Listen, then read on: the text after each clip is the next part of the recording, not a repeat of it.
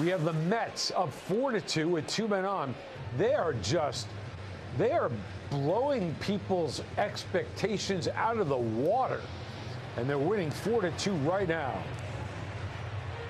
Corbin, infielder by trade, who was moved to the outfield and took advantage and sent Alonso. I think the other reason for that, there were 2 outs as well. That's called a swing on Bader. I don't know about that. I think there's also 2 outs as well. A tied ball game. Sarbaugh's taking a chance here. They needed a good throw. They did not get one. It was an element of surprise, too. Steer double clutch. And Bader takes strike 3 called, and that ends the inning. But the Mets string together 4 straight hits to score 2 runs. Clutch hits by Iglesias and Martinez. It's 4-2 New York. And felt that, and I think we could all see it, there were glimpses of what this team was capable of last year. But now that the pitching has improved. There you go. You got a swing and a miss right there. Only the second swing and a miss for Cole tonight. He had a swing and miss on a fastball. This time it's a knuckle curve. We haven't seen a lot of swing and miss from changeup. And I mentioned last outing for Cole against the Astros, he had 22 swing and misses, including 8 consecutive strikeouts.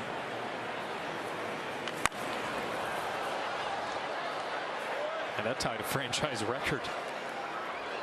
I think Cole's hunting a punch out right here. He wants to get to 200.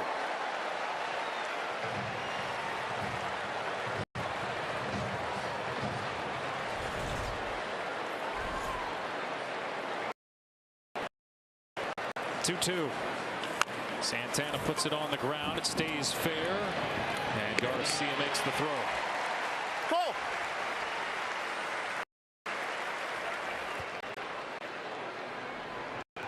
A really important series on the bottom left with Minnesota and KC. Right now, Minnesota has a half-game lead on KC in the wild card, but they're also both very much alive in the Central, beginning the day. Kansas City defensively, when measured by outs above average, they are the best in baseball. Their infield, chief among all major league infields, though Garcia does have a double-digit number in terms of errors. Royce Lewis out in front of the changeup. Well, this Royals team is really strong up the middle. You got Salvi and Bobby Witt Jr., Mike Massey at second base, and then Kyle Isbell in center field. It is really, really good. Plus, he has so much room he can run. Reagan's 1-2. Nope.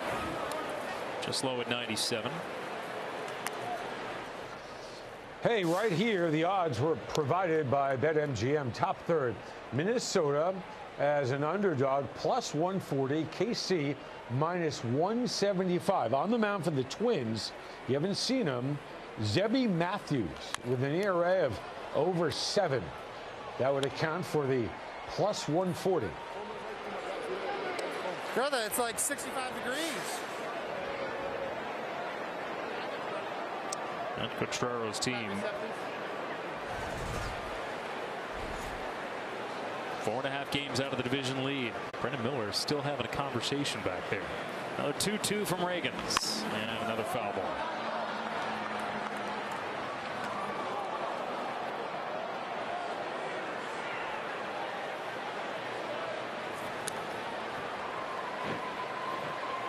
I'm telling you, beautiful, picturesque, perfect night for baseball.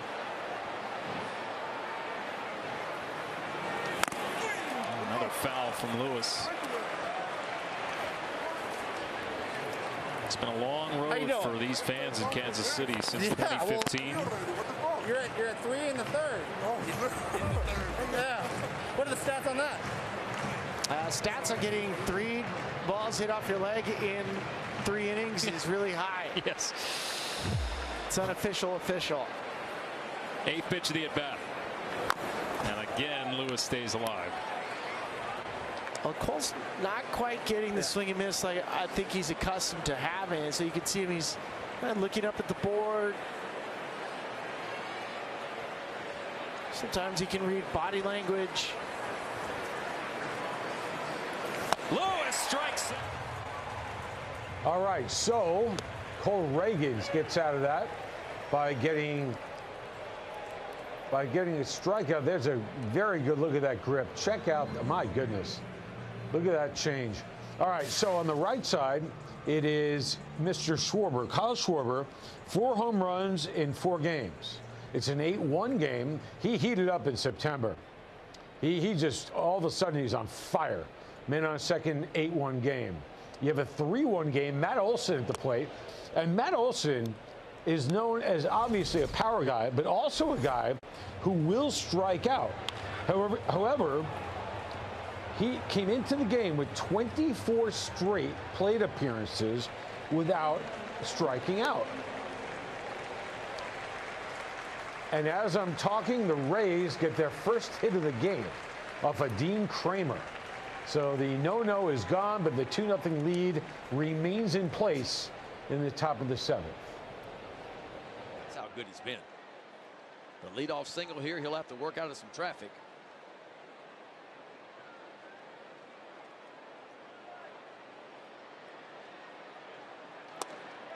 Good splitter there. And Kramer, he carries a no-hitter into the 7th. Emmanuel Rivera, the new third baseman for the Orioles, replacing. And he is out of there. They got him. Geraldo Perdomo with a relay, and they cut down the run at the plate. I'm a little shocked they sent him that time. Again, great defense by the Diamondbacks as this ball's laced out towards right center field. And you can see the outfielders converge on this ball. You see Perdomo going out. He's going to be the relay man. Of course, they hit the relay man. A little trouble with the transfer run. A perfect one-hop throw, and they get Singleton. Yeah, Gary Pettis, the third base coach, an aggressive send. Singleton is by no means a burner. And Perdomo threw a strike into the plate. And a nice tag by Jose Herrera. There's Gary Pettis. That's exactly why you hit the cutoff man. And when you don't, it drives the coaches crazy. To give Gamble a double. 9-6-2 on the putout. Here's Chas McCormick, the center fielder. Into second, and Trey Turner now is a triple shy of the cycle. Speaking of cycles. Yeah. Well, he's got a few. He's done it.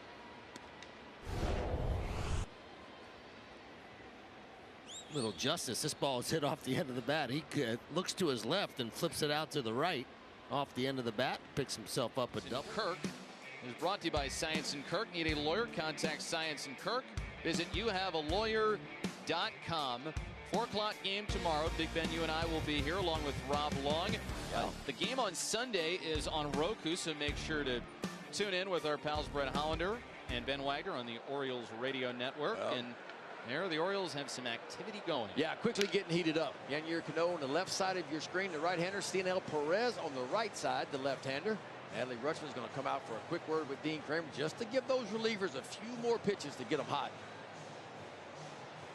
They're going to the off day yesterday, and the Orioles bullpen was in good shape. It was a shorter outing for Albert Suarez on Wednesday. Yeah, you knock on wood. I tell you what, this Oriole bullpen is. And that is out of here, and the Reds have tied it again. Another 2-run homer. TJ Friedel with his 11th of the year. And the Reds get even once again. It's 4-4 in the 7th.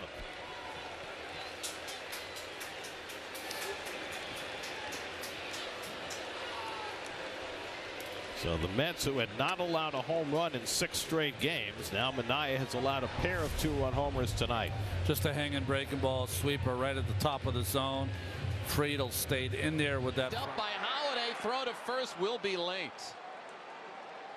So it got on O'Hearn quickly.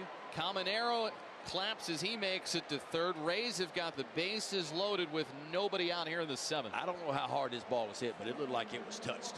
See O'Hearn down in a perfect ready position. Has to shuffle to his left. That ball came up on him. You see he's expecting the ball down. It comes up, and really the Orioles catch a break here after the ball is missed. Because this ball gets in the outfield, the Rays are going to score a run. But instead, Holiday's there. Now Brandon Hyde quickly out of that dugout. Looks like that's going to be the night for Dean Kramer. What a night it was. No hits allowed until the leadoff single by Caminero here in the 7th inning. Base hit by Carlson. Lowe is aboard. He'll exit with the bases loaded. Orioles bullpen will try and hold on to this relay throw. It's not in time, and Kansas City has the lead. Tommy Pham knocks him in with a 1-out double. There's a lot going on this play. First off, Kyle Isbell's a good runner. And you got to give credit to Vance Wilson, the third base coach for the Royals, because he's extremely aggressive. Now watch Kyle. He's going to cut the pillows. He's going to pick up the third base coach quick. As soon as he sees him, he gets a send. He tells him, you got to go. Nope. So much of that comes down to your third base coach.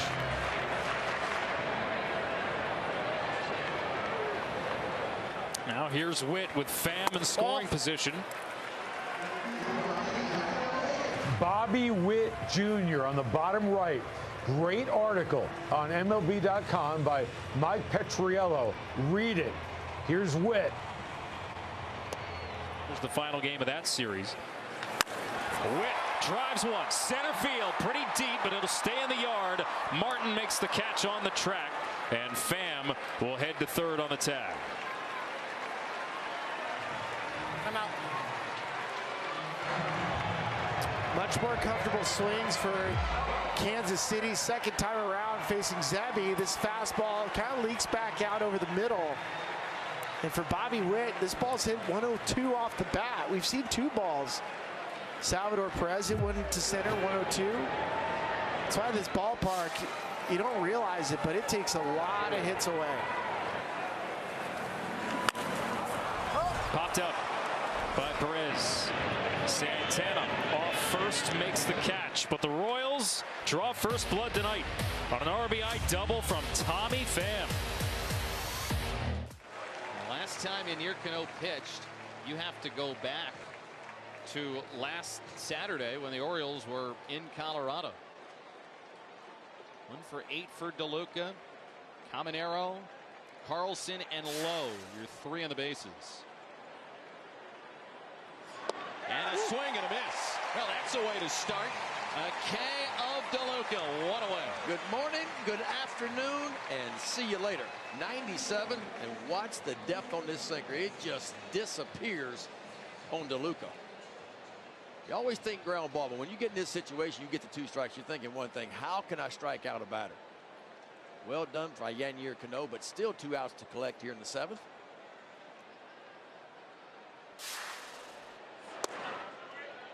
Low and away for ball 1. And the good part is, Ben, you are at the bottom of the order, and this is a group you can really attack and go after. Yeah.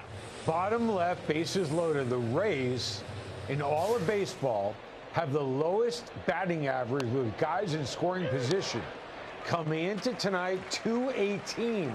And tonight, they've taken an offer. So Caballero has an opportunity to turn that around as Tampa Bay trails by 2.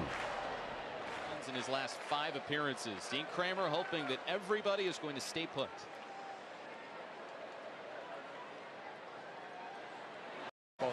The action is almost exactly the same. The only difference is the velocity, about 4 to 5 miles per hour different.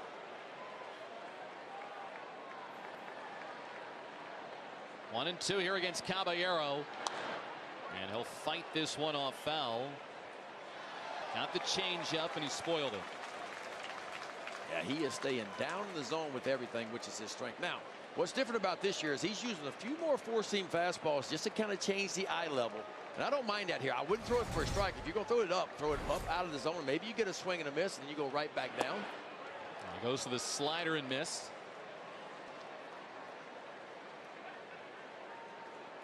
He started throwing that 4-seam a little bit more earlier on in the year, because everybody can spend so much time looking down, but if you got to look up too, man, that's not fun.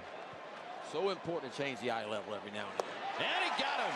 This time it's a changeup. Yennier Cano, bases loaded, a strikeout of DeLuca, and now Caballero suffers the same fate. Oh, that is big time right there. Watch this pitch here, folks. In the zone, and it's a disappearing act right there. Wow. Poof. You know he's going to strike a pose on you, too. 2 outs on 2 strikeouts. Here's the pitch to Rortvedt, and that misses in the dirt for ball 1. I mean, it feels like the opportunity where if the Rays can't score, you kind of feel like it's over. I mean, this is their chance, and no hits coming into the 7th, but if Cano were to get out of this, it'd be a tough feeling in the Rays dugout. This would be big time here if Cano could wiggle out of this. He is just 1 out away from doing it. Not very often you come in and face a bases loaded situation and nobody out and you don't allow a run. But he's got some work to do. Rays are 0 for 4 tonight with runners in scoring position. And some energy picking up at Camden Yards. High pop up. Here comes Rivera. He's got it. Houdiniac complete. Dean Kramer, nothing on your line tonight as Yennier Cano with an impressive display of pitching. Cano gets it done, and the Rays blow a wonderful opportunity. Cal Ripken, 29th anniversary of him becoming the Iron Man of all Iron Men. We take a break on Apple TV Plus. Don't go away. Too long, but he's the DH today. Calls time there. And they'll do an evaluation after the game. How does the ankle feel? How does he hold up? He is pain-free, but not quite at full strength yet. He has been getting much better. But as you heard Torrey tell Tom Walsh earlier, just go out there and have fun. Don't do anything different. It was working before. He's got a very colorful assemblage there of pads and whatnot. He does. He's got the whole spectrum covered. Rainbow. Yeah, totally.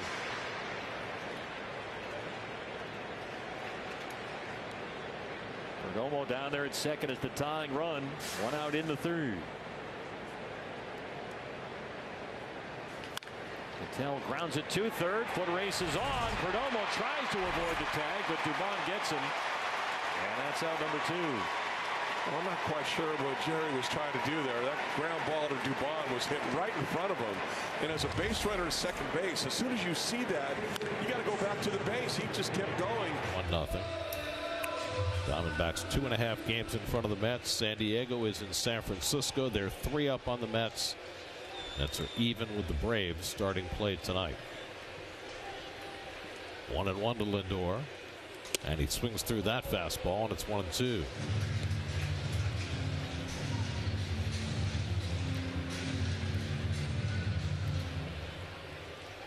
Francisco with his base hit first time up tonight has a career high 16-game hitting streak. And he goes down swinging on a high fastball. So Pagan with back-to-back strikeouts to start the bottom of the 7th. Well, big inning here for the Reds and the Mets. Momentum changing a little bit with the excellence of Pagan on these first.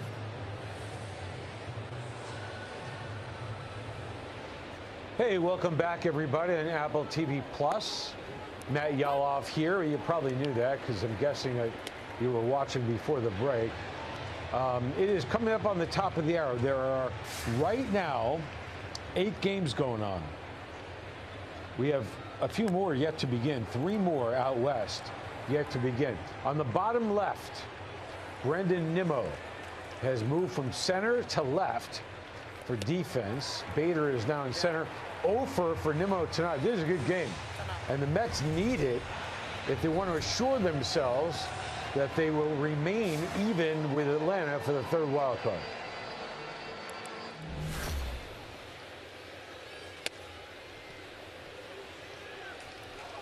Most all pitchers are taught, of course, try to keep their head still and moving forward towards the target, but everyone has their own idiosyncrasies on how to throw.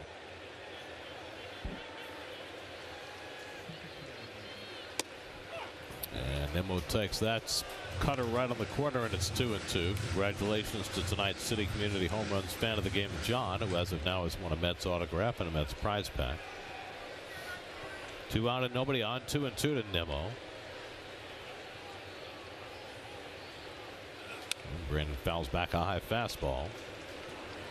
Fernando Cruz was the opener for the Reds, gave up a 2-run homer to Vientos in the first. Brandon Williamson then was terrific at to bounce all the way to the left field wall. They're waving around Farmer. Here comes the throw. It is dead to rights. What a throw to nail Farmer at home plate.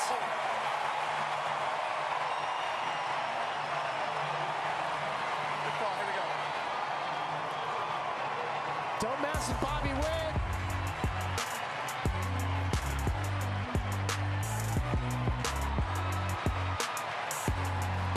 Terrific relay, and the inning is over.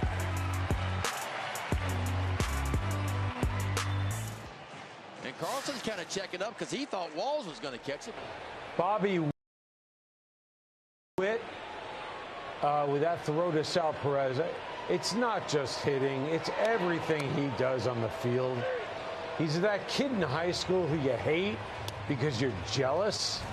That's how good he is, man. I don't even know if we appreciate it yet in full. And look who you have here. You have the big man up for the Houston Astros, Yordan Alvarez, in a 1-0 game in the third. And Mark Vientos in the bottom left, who homered earlier, keeps the Mets rally going. Just with his second knock of the night. Gary, remember against the Red Sox, Vientos had a hit on a very similar pitch. This one across the letters, up in the strike zone, as he has made an adjustment. This is a pitch he really could not handle earlier in the season, and he's getting on top of that pitch now. A piece of his bat flew off as he made contact with that ball. So now a big at bat for Pete Alonso. It's been a struggle for Pete with runners in scoring position this year, up in a huge spot with 2 out in the bottom of the 7th. First and third, 2 away. First pitch cutter in for a strike, 0-1. Alonso doubled and scored in the 6th on a ball that Fraley caught and then dropped in the right field corner. He's hitting just .211 this year with runners in scoring position. And he swings and misses at a fastball away, and he's quickly down to the count 0-2. The reason he has struggled in some of these occasions, Gary, is the chase percentage has gone up in these situations. That ball 4 or 5 inches outside. Now up to 150 strikeouts this year. Well, that one sailed. And Stevenson did well to keep it from going to the backstop. The Mets' last 8 games, 17 of their 36 runs have come with 2 out. Alonso trying to give them another and get them another lead. Max is here tonight. Cooler weather. He can go to his go-to garb.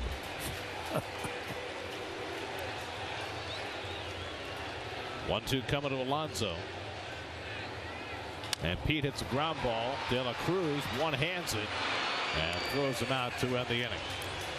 2 hits, 2 left. On the upper right, look who's back. Kyle Tucker. Kyle Tucker missed 3 months with a fractured shin. And the Astros are atop their division without one of the best players in the American League for more than a third of the year. Here he is with man on second in the third. Just upstairs with a 4-seam. Tucker won't chase. It's 3-1. See Herrera trying to bring that down into the strike zone. Jeremy Pena would be next. He's going to go through a few pens tonight. Good take right there. Couldn't offer it the 3-1 change. And Strame might want to have a word. Let's see. He's not loving what he's seeing here. Well, you're like right into his mind right there. You can see that. He's thinking right along with Pott. Scoring tonight. Yeah, beware of the breaking ball here. Lovelady loves his breaking ball just about in any count. Ah, he got one fastball. Hauser was on the move, and he will come back. We'll do another 3-2. Now, originally, Richard Lovelady got to the major leagues when he was with the Royals. That was in 2019. He's a former prospect of theirs and has bounced around since. 3-2, right to first. Easy there for Aranda. And the inning is over. Orioles leave a man on base. We head to the 8th, 2-0 game.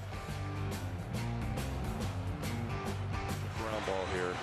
Maybe get a double play. Pena is one of those guys that can just, you never know what you're going to get from him because he does have that power. He's a scary hitter. He's been a little quiet with the bat lately. 209 in his last 18 games and 0 for 1 so far tonight. 2 on and 1 out.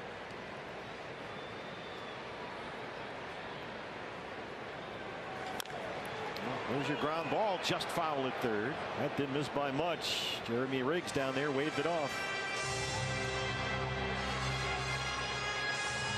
It's a good guy to have a ground ball hit to right there, Suarez. So smooth. Yes. Sure-handed. Go, baby. Michael Massey. Guys, I got to give him a high five. I'll be back. Yeah, come back.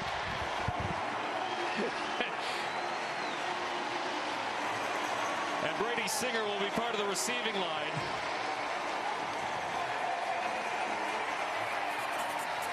Massey has Zebby Matthews figured out. That's a bunch of hard hit balls, including the single in the second, and now a solo homer with 2 outs in the 4th. Well, he just spun it around. 105 off the bat. It's 12th homer of the season, 408 feet. And he got to fly around the bases, which also means we get Brady Singer. Seats.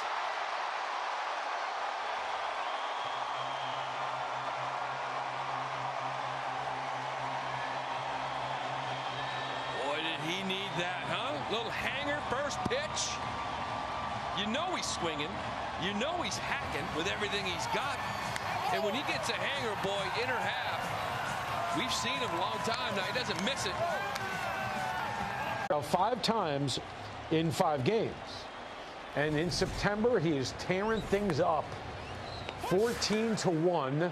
And I believe that Zach Wheeler can hold this lead. Just a hunch, but I'm throwing it out there. Boy, Cianel Perez does it right there. How about that breaking ball? And for me, that's always been, and we know about the arm of Cianel. Like the fastball will tick up 97, 98 from the left side, but when he is landing that slider right there, it is a difference maker for him. You love to see how he starts this game.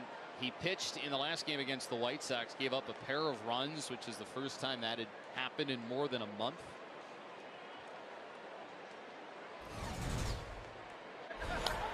Orioles, what, 10 strikeouts on the night?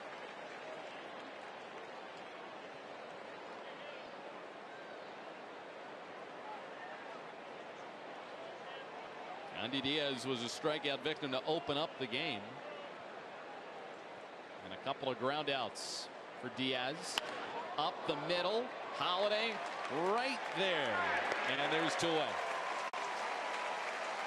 Orioles Baseball on Masson is brought to you by Papa John's. 50% off regular menu pizzas at papajohns.com. The day after Gunnar Henderson hits a home run with promo code GH50. Gunnar Henderson has got a home run tonight. Good day to be in a Dean Kramer jersey because he's going to start tonight. There's Henderson, who hit his 36th home run earlier. Ball 1 and a Jonathan Aranda.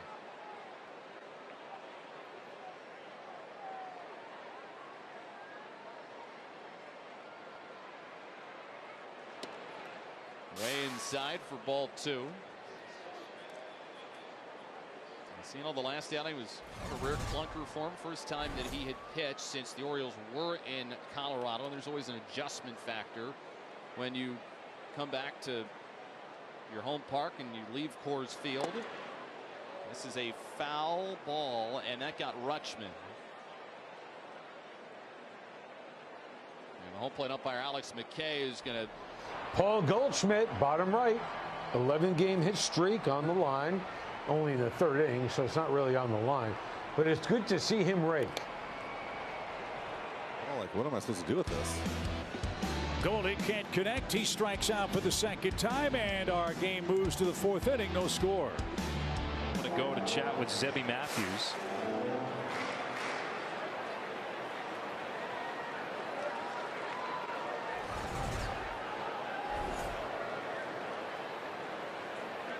This will be the 21st pitch of the inning, and it's low and in to Isbell. You get much better swing second time that these guys are starting to see him. Lefties have hit Matthews pretty hard in what arguably was a limited sample size, 341. And every home run that Matthews has allowed now in 6 major league starts has come against left-handed batters. And look at the pitch selection tonight.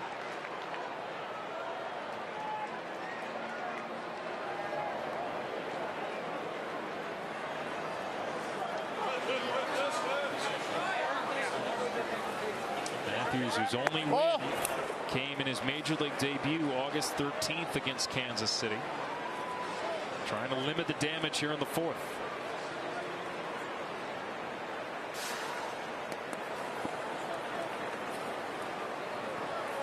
Two to Isbell. And the curveball, fly ball, foul.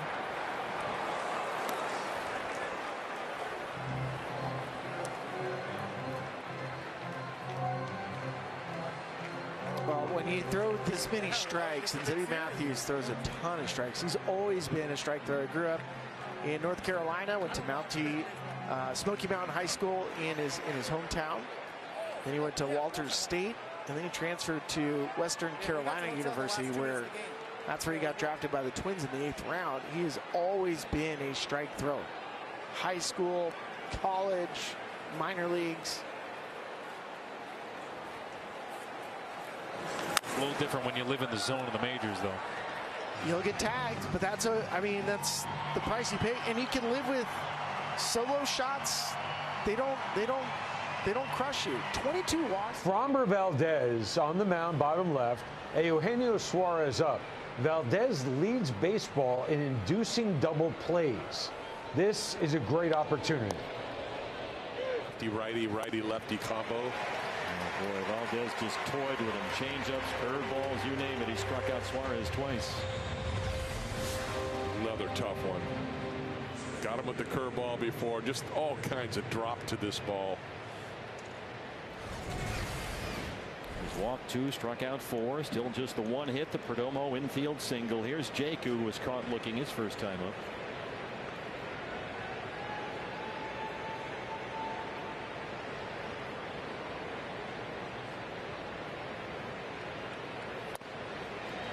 Jake's been swinging. He's been taking some real early count swings lately. A lot more than we usually see, it seems like. Had a tough one yesterday, 0 for 4, struck out 3 times. Struck out his first time up tonight. Down 0-1 here.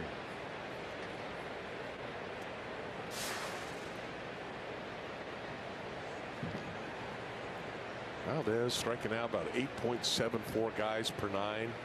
So not a huge strikeout guy. It's not like he's like Snell. Oh, there's that ground ball with the sinker. Close at first, but they get him. And he works around the one-out walk. 4 scoreless for Valdez, who leads it 1-0.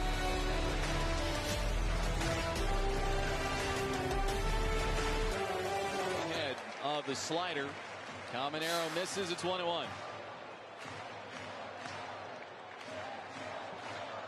Mr. Anthony Dominguez going to effort the 4-out save.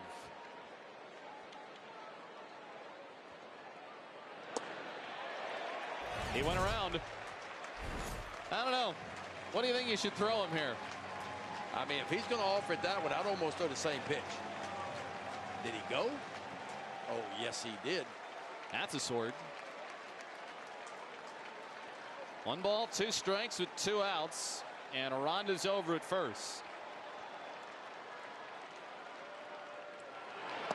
Misses in the dirt. It kicks out in front of home, and the runner will move up. As Aranda gets to second on the wild pitch.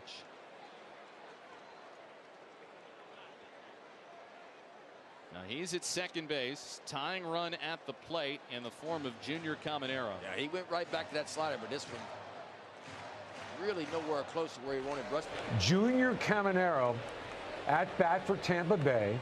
And you also have Jackson Holiday playing in this game. The last two #1 overall prospects. And they're matching up. Caminero doesn't get the pub, but not even nearly the way Holiday does. But here he is with a chance to do some damage. Oh, a weird spin on Gunnar Henderson.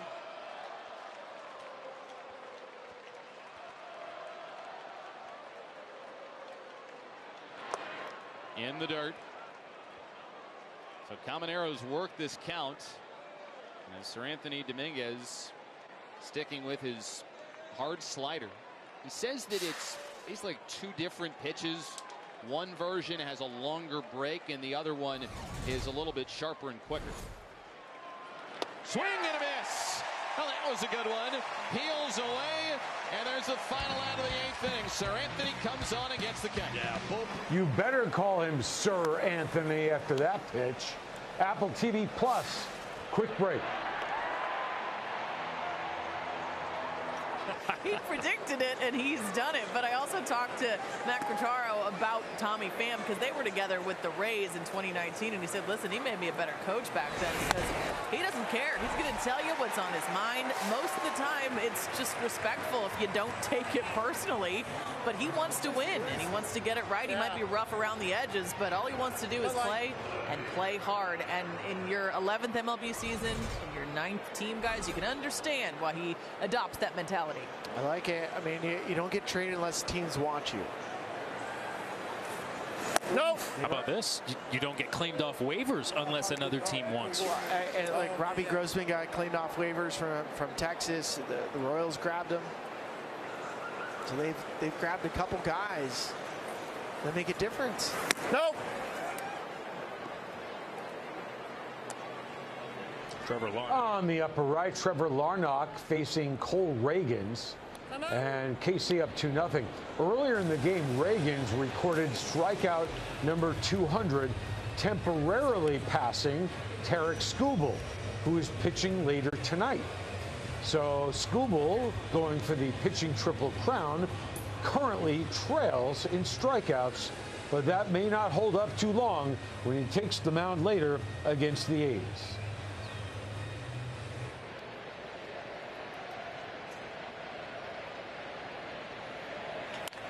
This is well struck to right. Corbin to the wall. And he's got it. There is room out there. It's an interesting thing that's happened here at Minute Maid Park, and it's come up a lot this season. It's why so many hard hit balls like that one in this ballpark, and nobody knows why, seem to die in right center field. It's been an ongoing narrative here this year. Yordan Alvarez, one of the best. Hey, welcome back, folks, on Apple TV Plus. Matt Yaloff with you 20 minutes after the hour. And look what's going on in New York. It's a 4-4 game. It's been a great game, Reds and Mets. The Mets tied currently for the final wild card. Ellie De La Cruz, he gets out of the way of that pitch by Edwin Diaz. De La Cruz homered, a 2-run home run earlier. 9th inning, audio up in New York. Facing De La Cruz for the first time ever. Fouls back the fastball, 1-1. Well, it's a home run earlier in the game. Fastball from Minaya, middle of the plate. So much talent. This could be a 2 Diaz 9th inning. Edwin Diaz on the mound, his brother Alexis up in the Reds bullpen. 2 Diaz's, 2 teams, 2 closers. It's their time. And ball got loose out in right field. Ball boy's going to retrieve it. Alexis Diaz and Edwin Diaz have never pitched in the same major league game. This could be the night. Whoa.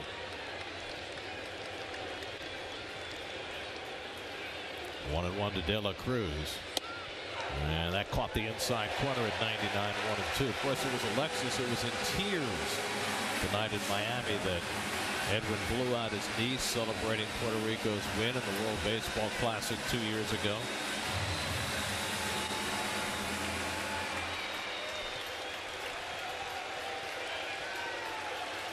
Tyler Stevenson on deck. 1-2 to De La Cruz.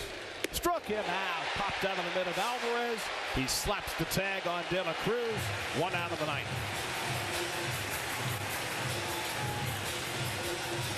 Again, just went after him with that fastball. Threw it right by him upstairs.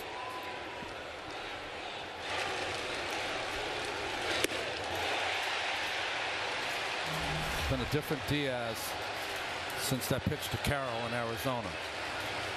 Gave up the home run to Jackson Merrill in San Diego. The grand slam to Carroll in Arizona.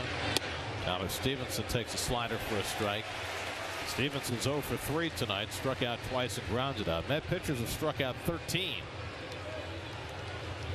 Reds have only 3 hits, but 2 of them have been home runs. And that slider goes to the backstop. 1-1. Sean Manaea went 6 2/3, allowed 4 runs, 3 hits. Reed Garrett faced 4, retired them all with 3 strikeouts. And now Diaz trying to get the Mets to the bottom of the 9th even. 1-1. And Stevenson fouls off a fastball. 1-2. Mets will have 8, 9, and 1 in their order coming up in the bottom of the 9th. Bader, Alvarez, and Lindor. Edwin Diaz on the mound. His brother Alexis warming up for the Reds. 2 to Stevenson.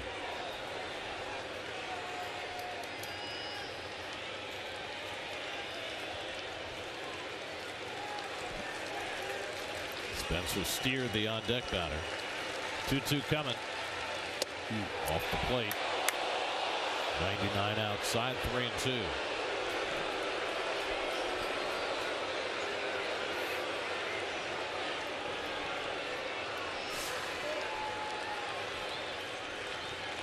Three-2. And a half swing. Did he go? Yes, he went around. Strike 3. Ramon De Jesus has been very aggressive on those check swings. He got Marte on one to end the top of the inning, and he gets Stevenson on this one. Well, 3 fastballs in a row got Stevenson to a point where he had to be looking for that pitch, and the slider fooled him. So 2 out and nobody on for Spencer Steer, who walked, stole a base, and scored a run in the 7th.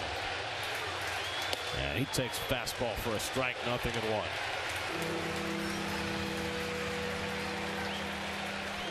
Steer has one of the 3 Cincinnati hits tonight, the only one that hasn't left the yard. And a good slider there by Diaz to get ahead 0-2. In throwing his fastball more, Diaz has somehow found his slider.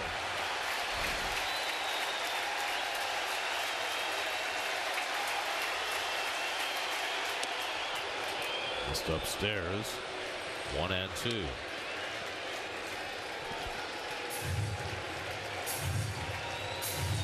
Spencer Steer, 19 home runs on the year.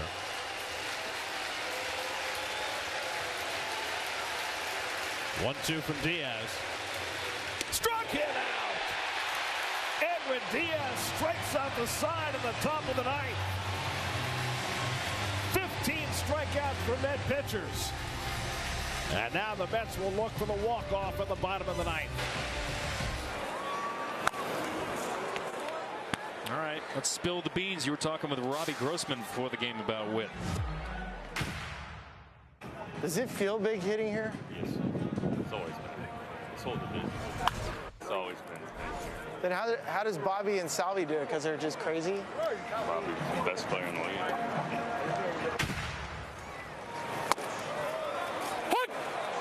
Players know. Bobby is the best player in the league. I'm out. It's already one of the best seasons in franchise history. The Chiefs, of course, kicked off their season last night. Patrick Mahomes has always been a big fan of Witt since the moment he was drafted, really.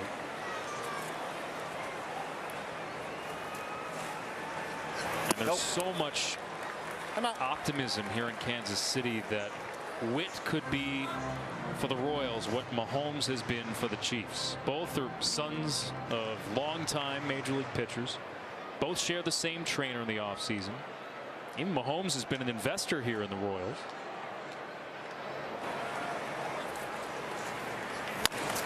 Witt will half swing number back up the middle to second for one, but he beats it out on the return. And Witt is aboard with one away. It's a good pitch from Zebby. He got a call. 1 ball and 2 strikes. And Manuel Rodriguez, hard to score against. Last month he retired 16 straight batters at one point, an ERA of 165 in the last 29 games he's pitched in. Up the middle, Walls plays the bounce, and O'Hearn is out by a step. Now Rivera is stranded at second base. The 2-0 lead will have to do as we go to the ninth.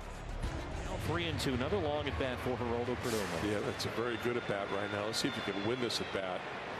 Herrera on deck. Valdez does his stroll around the mound. Still with enough time left on the timer. 3-2 now. Right at the shortstop pane. Hey, Matt Yaloff with you. Hope you're enjoying the show on this Friday. Coming up in about 15 minutes, 2 more games. One of them features Tarek Skubal and the Tigers, and they're playing in Oakland. Skubal is in line, I don't think there's any question, for a Cy Young and possibly the pitching Triple Crown. And Detroit's only 5 games back of a wild card currently. The other game at that time, Giants at the Padres. Last night, the Padres suffered a shocking loss. It was really a stunner as they gave up a grand slam to Parker Meadows of the Tigers in the 9th inning. So Padres also they're in the hunt for the West, no question. As far as the wild card goes, they're currently sitting atop the standings in the National League. So in about 10-12 minutes or so, those games will appear on your screen. Screen. Let's go to the Mets and the Reds.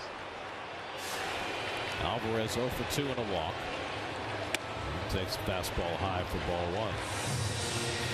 1. Reds have pieced it together tonight after using Fernando Cruz as an opener. Diaz is their 6th pitcher of the night.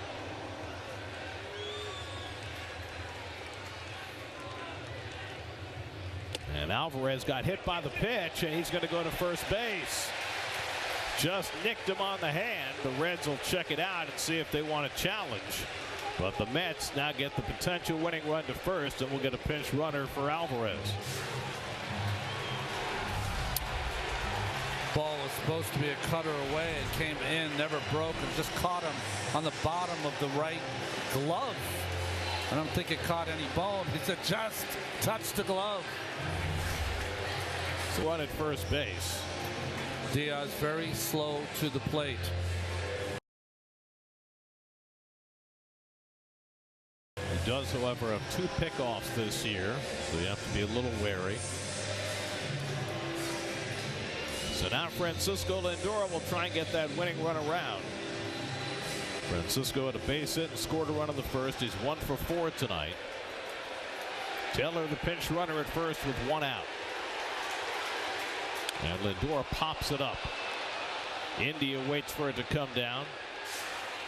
And that's the 2nd out. So Lindor unable to get the job done, and now they're a 2 away, and it's left to Brandon Nimmo.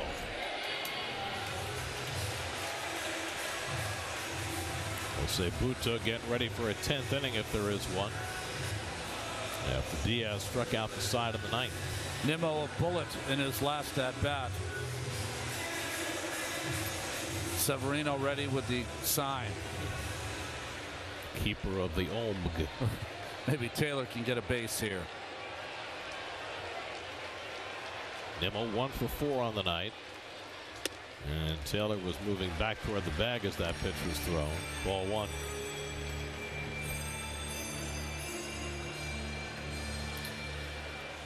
Nimmo had a walk-off home run against the Braves back in May.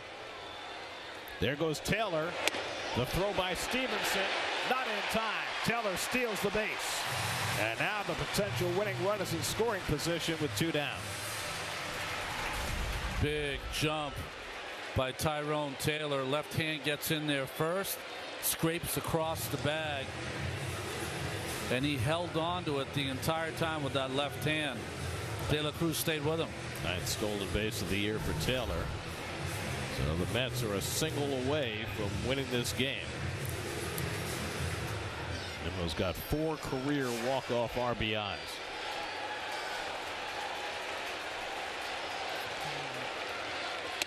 And that's inside, ball 3. Alvarez getting hit by that pitch. He said it just. Seranthony Dominguez on your bottom left has a man on base right now. So the batter representing the tying run. Dominguez has allowed a home run in 4 of his last 7 appearances. Keep that in mind in a 2-0 game. Guys who hit for power in Morel and Siri, but they are both right-handed.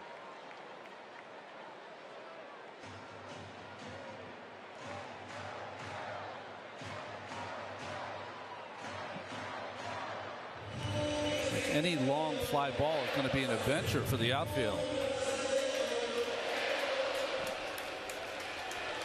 Alexis Diaz has gone from 3-0 to 3-2. And Nimmo grounds one down to first, handled there by France, and that retires the side, and we're going to extra innings at Citi Field. Each Diaz gets the job done.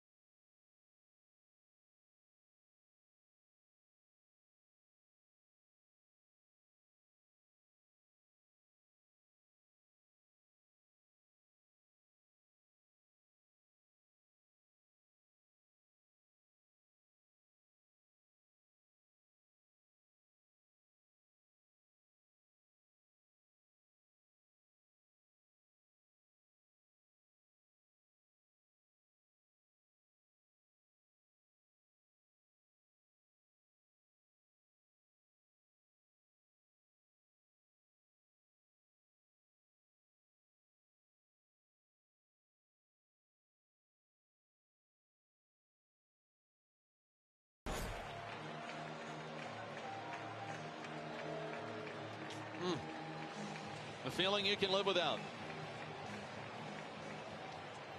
Below that guard that he's got on his left leg.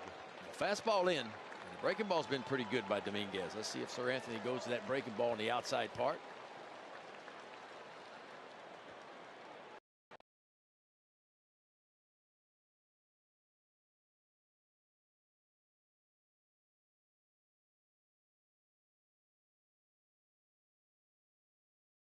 First, and it's 4-0 Astros. This thing went a mile.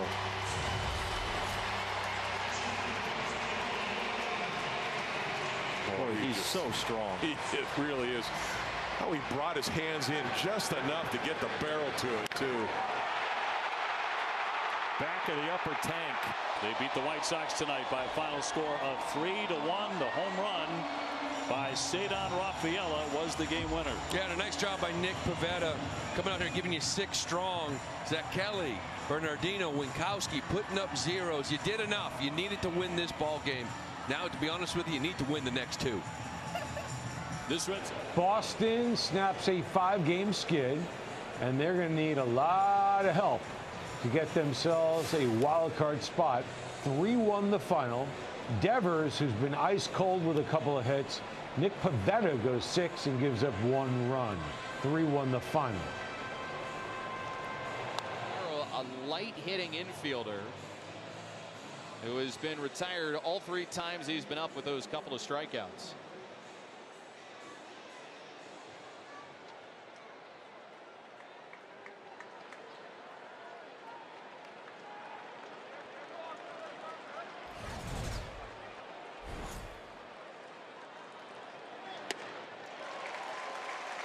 On 1. That one at 99 from Sir Anthony Dominguez. Oh, he can dial it up.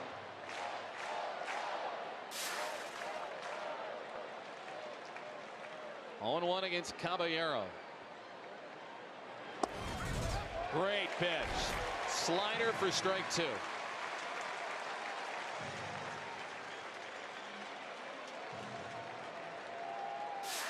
Can Sir Anthony finish? Got him down 0-2. Double steal, swing and a miss, strike 3, down to third, it won't get him. So you get the strikeout of Caballero, but Lowe and DeLuca, they get both of them in motion, 2 guys who can swipe bags. And now that tying run is at second, but you do have the 2 outs. Yeah, we talked about the Rays. They love to run. 161 stolen bases, make it 163 now on the year. And that's one of them ones you better make sure you can get there. But the Rays did exactly what they wanted to do. They're 1 base hit away if they can do it from tying this game. Orioles fans come to their feet. And that one almost hit Rortvedt, ball 1.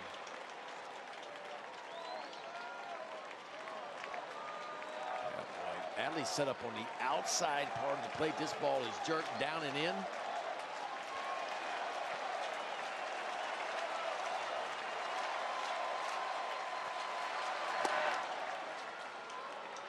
Two balls and no strikes.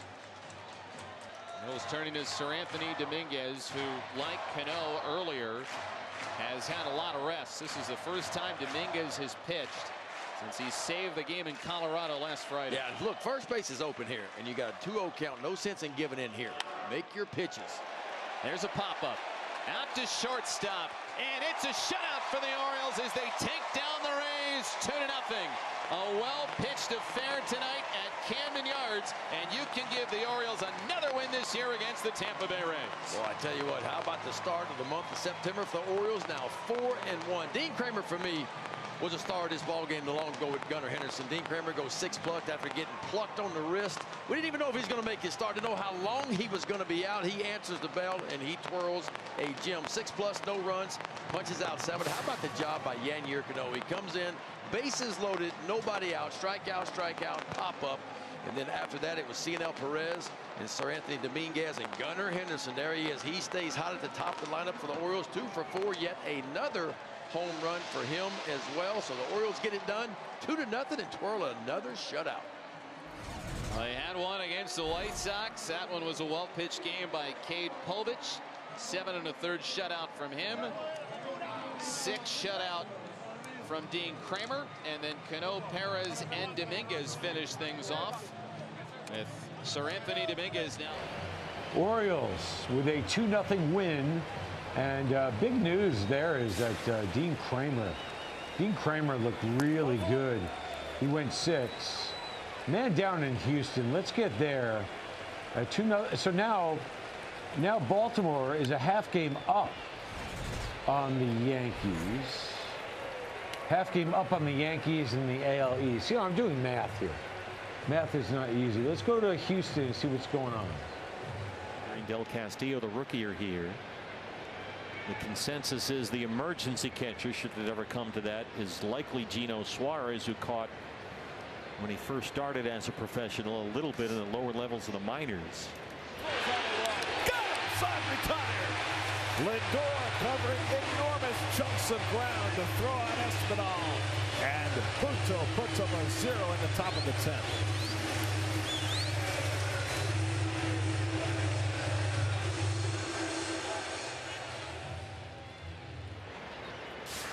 Tough way to earn a strikeout against Tucker.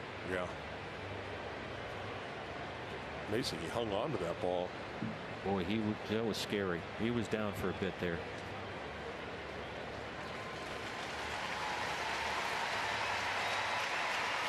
His nice smile right there. Now this is the Torey Lovullo eye test right here. You got to look him in the eye and convince him you're okay. And if he senses anything, he's going to get you out of there. He's very protective of his players, Torey Lovullo. There's Ryan DePanfilo. And they're going to get Del Castillo in the game, and they're down to one catcher. Yeah, can't take a chance. It's a good move.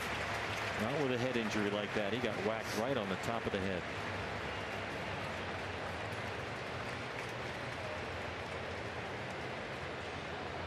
Senior at the plate, 260, 9 homers, 29 driven in. Fouls it out of play, 1-2. That's the one right there. You feel like, okay, I got that changeup. That's the one to go on, and you foul it off, and now you're in trouble.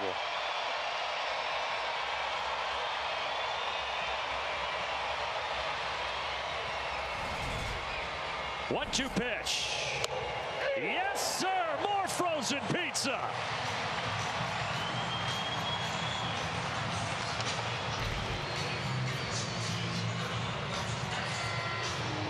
Man, perfect. Look at that. Travis didn't have to move. I mean, puts it right on a dime. It's going to be 3 rookies in a row as Raisel Iglesias trying to close out Toronto on the right. And he gives up the ball gets away from the right fielder, and that's a man on a second base. So this goes right to what I was going to say, is that he has gone 24 innings without giving up a run.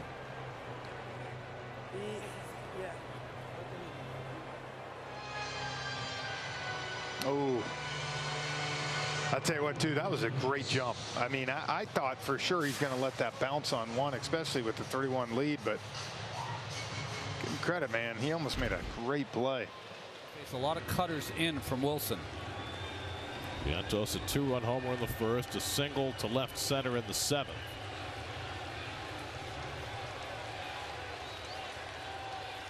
Vientos takes a fastball for a strike, and it's 1-1. Justin Wilson, the 7th Cincinnati pitcher of the night. Tony Santillan and Alexis Diaz combined to no-hit the Mets in the 8th and 9th. Mets need 1 hit to win it. Vientos fouls off the cutter, and it's 1-2. Justin Wilson, since leaving the Mets after the 2020 season, went to the Yankees and then to the Reds. Didn't pitch at all in the big leagues last year because of a lat strain. 52nd appearance this year. Alonso on deck, 1-2 to Vientos. Mark fouls back a fastball. He had a great cut at that. Mets have been no hit in 6 of the 9 innings tonight. Mets twice have had 2-run leads in this game, and now trying to get the final flip. 1-2 coming. And Vientos takes a little bit low. 2-2. Everybody up on the top step and on the railing.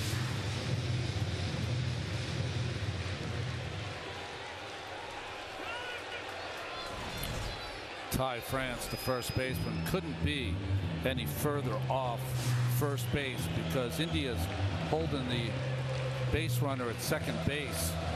So that opens up that hole. So France moves 30 feet, 35 feet off the bag. 2-2 to Vientos. And Mark chops one foul on a fastball. Atlanta wins on the bottom left. So maybe for a minute or two, they have a half-game lead on the Mets with that 3rd wild card in the National League. Raisel Iglesias closes things out, and Mark Vientos can win it for the Mets, possibly with a single.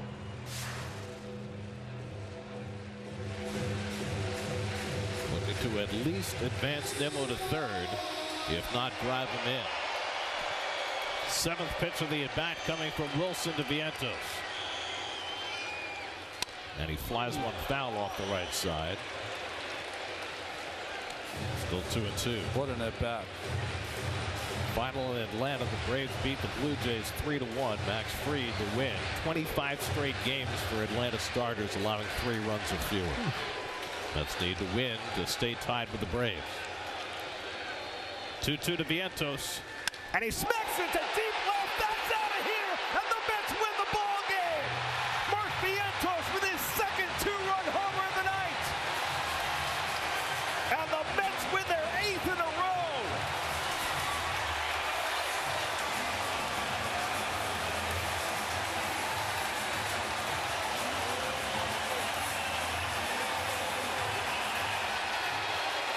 Second walk-off home run this season for Mark Vientos. The first one came in a cameo.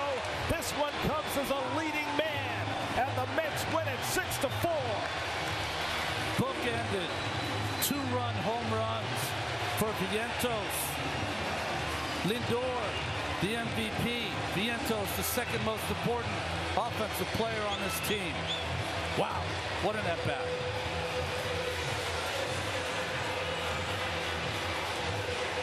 Well, you said they shouldn't walk them. I told you. I'm only trying to help.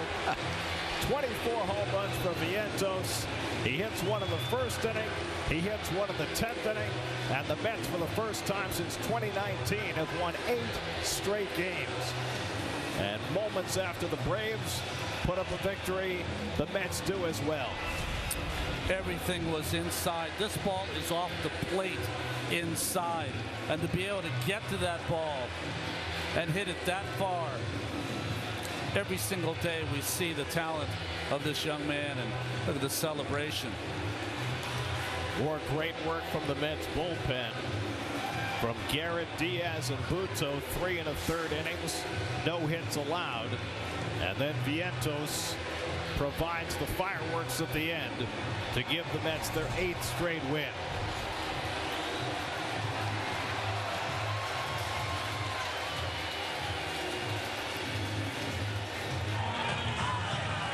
Steve Gelb is standing by with the walk-off hero.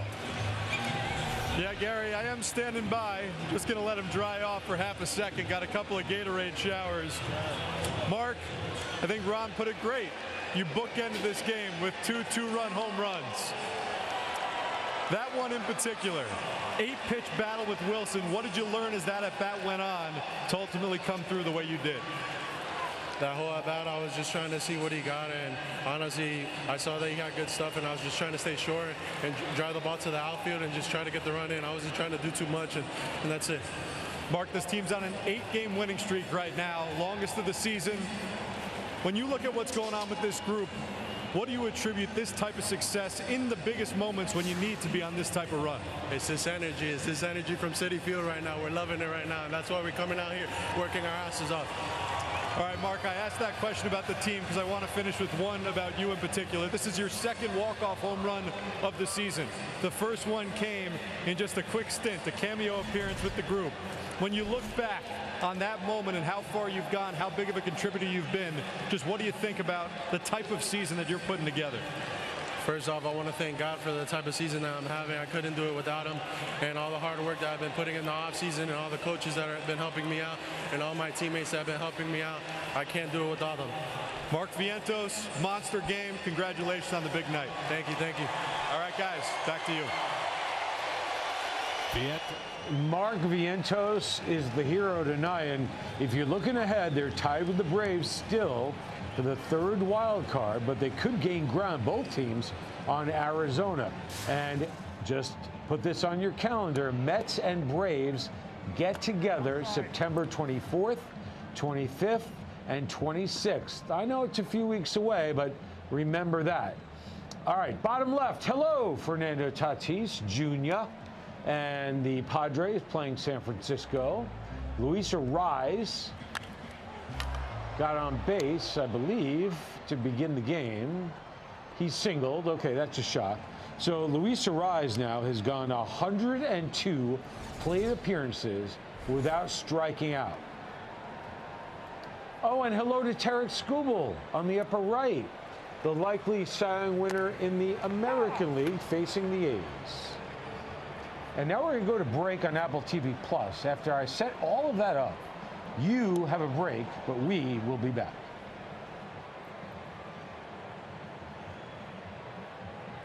strikes on Tatis.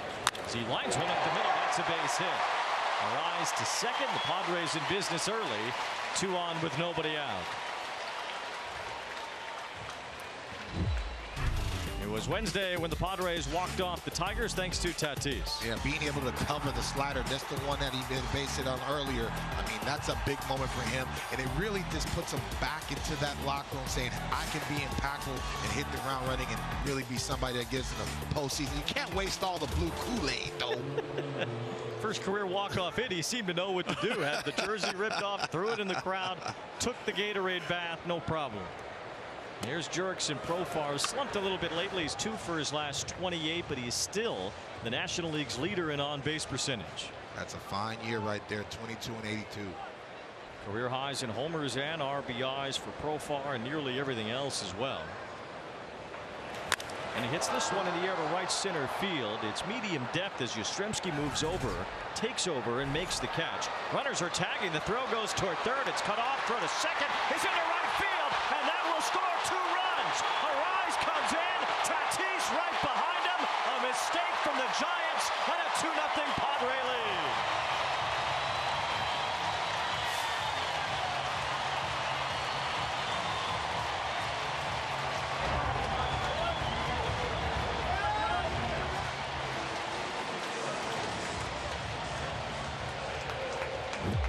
That's just a mental mistake, Wayne. You cannot allow that, and you compound the error. That throw needs to go to second base so you can keep the double play for your young pitcher intact. The throw went to third, and great heads-up base running by the Padres on the base to be able to take that extra base and force the issue.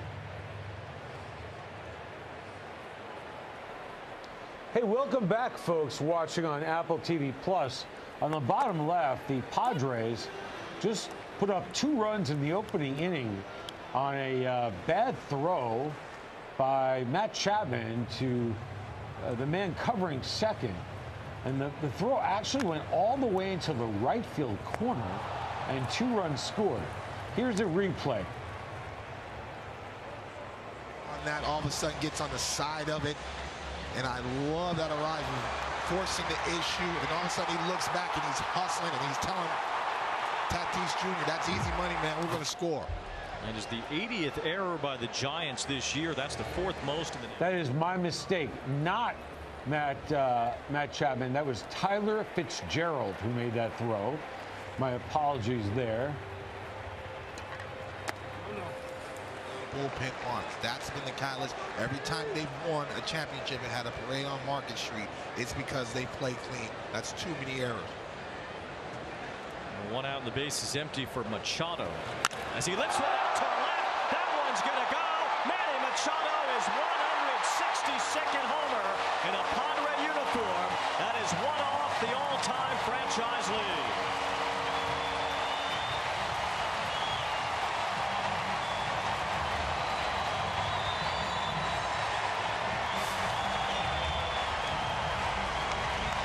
This young man is Manny Machado and the Padres are, well, I'll tell you, they have a short memory after what happened against Detroit, where they blew the game in the 9th inning.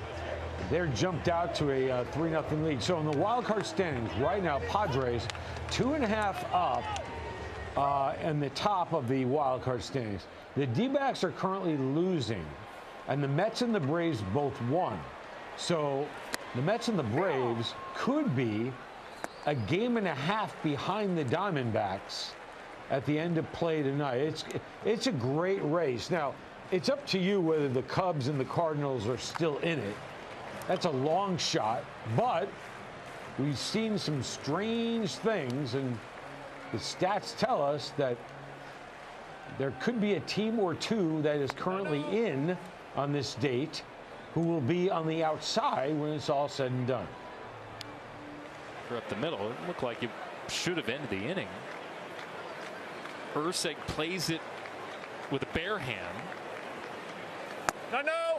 It's 2-2 now.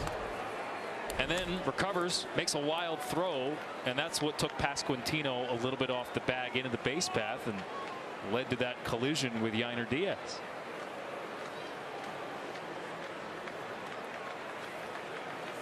Woo! Strike three call. Slider inside corner, and Vasquez is rung up. Time to stretch in Kansas City. The Royals leading 4-0. Bobby Witt Jr. to lead things off when we come back. When you see contact, you go. That's what Kerry Carpenter did, and it was just the perfectly wrong hit, ground ball, meaning right at him, hard enough and right at him. Generally, a pitcher's trying to get soft contact, and that's why the contact play works far more often than it doesn't, because it's usually softly hit and not directly at one of the four drawn-in infielders. Cutter at the belt, 1 and 2 on McKinstry. And that's exactly it, Dan. If they have to move a step or two to either direction, then they have to catch it and right their body and make a good, accurate throw. And AJ just thinks that there's a lot of things that can go wrong and give a chance for that runner to get in there safely. McKinstry's been hot since the early part of August. Soft little tap foul. I tell you, he's keeping these Tigers hitters off balance after giving up that leadoff double. Softly hit ground ball for Keaton. Softly hit ground ball for Torkelson. Hottest hitter going. McKinstry just battles to stay alive on the curveball.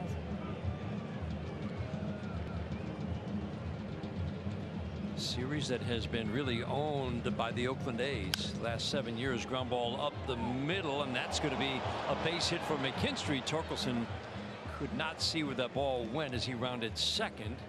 And I think Joey Cora was telling him to stop there anyway. Tigers have a threat brewing. 2 on with 2 outs. A single for McKinstry. That brings up Trey Sweeney. Yeah, stayed on that curveball that was out over the plate and just perfectly placed in between the 2 infielders there. You can see Wilson go over there and stop it to keep Torkelson at second base. He had aspirations of getting over there, though. Odds provided by BetMGM in the second inning.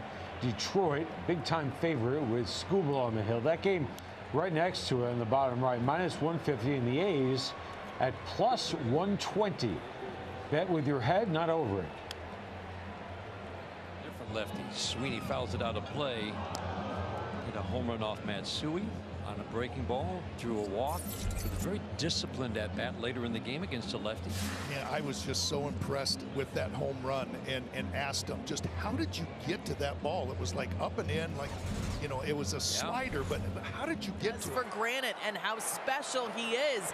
He said it's just a matter of appreciating what you see. And guys, he's on track to become the 9th player in franchise history to play all 162 games. And Q said, listen, that's remarkable. And he was clear about it from the beginning of the season. In the offseason, he said, we talked about it in January, February, March. And in Bobby's mind, he said, I'm young. I'm going to have days when I get older where I need a day off. Why do it now? You love to hear that mentality, guys. No doubt. He's a star. He knows it. He knows he's good at his craft. What? And if he's healthy enough to do it, go for it. Yeah, I mean, he's DH'd 1 time this year. Rare 0 for here tonight, 0 for 4. That'll ding his average. Came in leading the majors. Not only in average, but runs, hits, top 5 in slug, OPS, doubles, triples, extra base hits.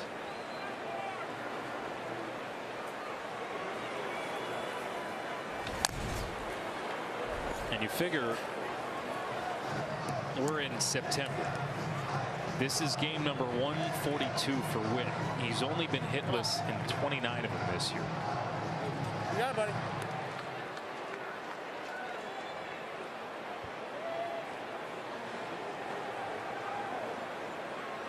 Salvador Perez against Ronnie Enriquez, and Perez strikes out.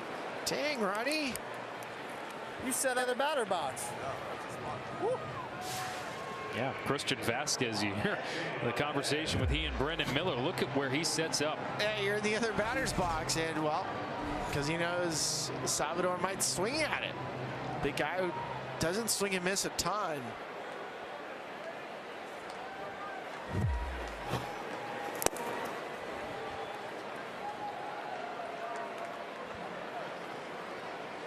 MJ Melendez here.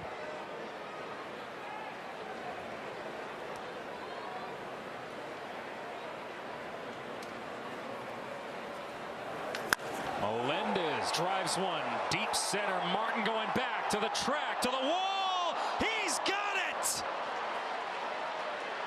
Austin Martin up against the wall. Robs MJ Melendez of an extra base hit. What a catch.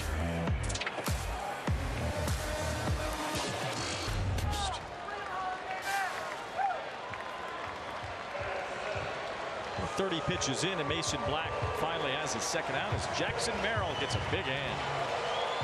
This young man, Jackson Merrill, you heard that ovation he got when he was announcing, and he's deserved it. I mean, this young man has athleticism at the plate and in the outfield as well. And I love Paul Skeens, but man, this might be his award to lose.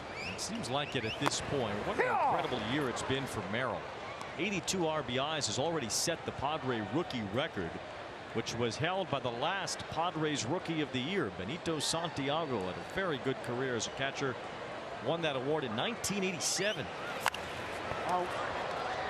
Jackson Merrill has seemingly done everything, including holding off a great story in Paul Skeens in his own right. Paul who at this point, because Jackson Merrill, I mean, every time they have a big moment, he seems to be the catalyst in it. Everybody says the bigger the moment, the slower the game goes for him. A little harder for a pitcher to win that award anyway, because not playing every day. I know. I don't know anything about that. I know. But it happens. Yeah, absolutely. Absolutely. You couldn't even finish that thought, Weezy. You saw me in the corner of your eye, didn't you?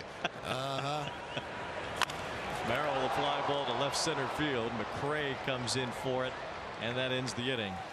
Well, we got a former National League Rookie of the Year in the booth, Dontrell Willis, and we will talk to a two-time Cy Young Awarder, Blake Snell, coming up in just a moment. It's 3-0 Padres. He could really get to that ball. Great effort by Newman. It didn't matter. He was going to beat it. Now they got guys on first and third. Should be out of the inning by now. And now you get Altuve and Alvarez, the top of the order, the guys that have done so much of the damage. Altuve, 2 for 3, a single, a double. He scored a run. Hey, Matt Yoloff with you again. One more game yet to begin that will happen in about 8 minutes. I'm talking about the Guardians in LA. If you want to talk about a payroll discrepancy, the Dodgers payroll is roughly $220 million more than the Guardians. Yet, they're only a few games better than the Guardians. They're both division leaders, and you can see these teams matching up in the World Series. That's not a reach. And I'll end it with this. We all know about Shohei Ohtani. The world does. But tonight, you get to see Jose Ramirez, who is year in and year out one of the best players and producers of runs in the American League. That game begins in 7 minutes. Come into this place against this team and win games. It just isn't. It hasn't been for a long time. Tough place to play. Quality team. They do it right here for sure. Nice block by ADC back there. On top of that, they have players that have kind of been through the battles, so they're accustomed to being able to win close games also. Well, we talked about a lot this spring and early this year about how the Diamondbacks postseason run last year would help them this year. Growth and maturity and whatnot. Think about what it's done for Houston. Altuve lines it to right. It's down for a hit. Myers is home, and it's 5-0. Jose Altuve, 3 for 4. And now Alvarez coming up. And last time he came up, Yordan Alvarez did this, his 31st of the year, and watch this one go on the T-Mobile coverage cam. Back of the upper deck. Boy, you can hear it. That ball went straight up and just kept going. Brandon Pfaadt, 31st for Alvarez.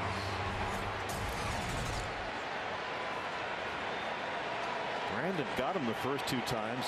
Struck him out looking, hit a little ground ball to first.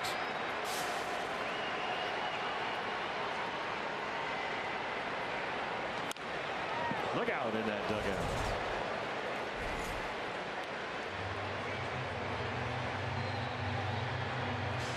How about the splits on Alvarez? Maybe not the amount of home runs, but the average. 367 against lefties. Stop it.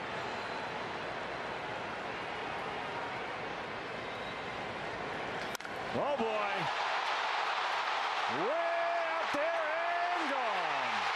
That one did. Undying right center. It's another multi-homer game. And it's all Houston here tonight.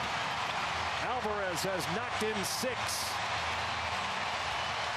111 miles an hour off the bat, and that looked more like about a 3-iron. He had a 2-homer game here Sunday against Kansas City. And on Friday, another 2-homer game at the Diamondbacks' expense. Well, you see, it doesn't matter if you're a lefty or a righty on the mound. If you get a pitch that's hittable, he's going to hit it. And we've talked about how the ball seems to die in right center in this ballpark. Alvarez said it's cursed out there. Well, he just broke the curse for the Astros.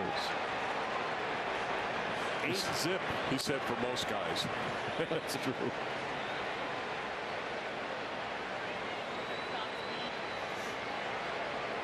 A 3-run homer in the 5th, and a 3-run homer. Batter is Christian Pache, the former Phil. Swing and a miss.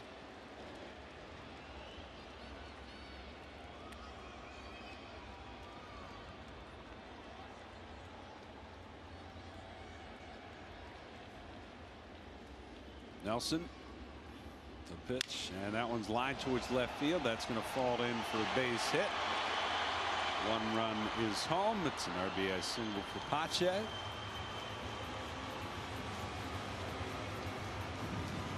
Well, you've got, because they're bad prognosticators. That's my joke in there. Yeah, well, so are we sometimes on the TV side. We can't escape all the criticism either. Santana grounds out. We head to the bottom of the 8th. Morris, it's tough because it's not big league hitters. So no matter what you do, you can make a mistake. You're not going to hit the ball. Right. Big leaguers hit the ball. They let you know it's a mistake. You got to blow out the Marlins tonight. It's the Phillies' 6th consecutive victory, as it's their longest winning streak since the middle of May, and they left no doubt with a 16-2 win tonight. Yeah, super job by Zach Wheeler, and then we'll talk about the. I know if you're a Philly fan, you were sweating, and you were at the edge of your couch, biting your nails. 16-2, they pounded out 22 hits, and Zach Wheeler, 6 innings and 1 earned run. The guy is, look, this game wasn't a high-stress game, but he's a stud. And every Philly starter in the batting order had at least 1 hit, and 6 of them had multiple hits. They won 11 of 13 and 6 in a row, and they are in first place firmly in the National League East. Break time on Apple TV+.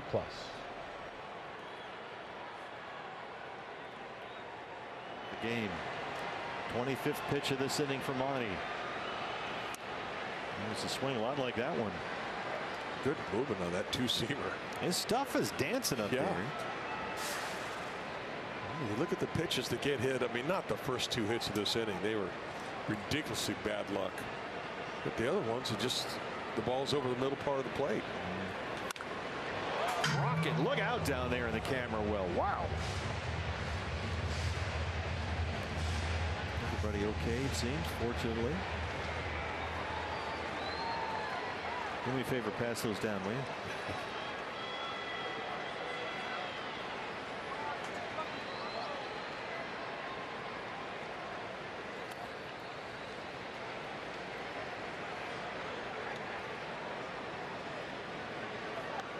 Astros came into this one having lost 3 in a row. They got a big boost when they got this guy back, Kyle Tucker. Well, you can see how good their offense could be. They get him back, and Bregman also.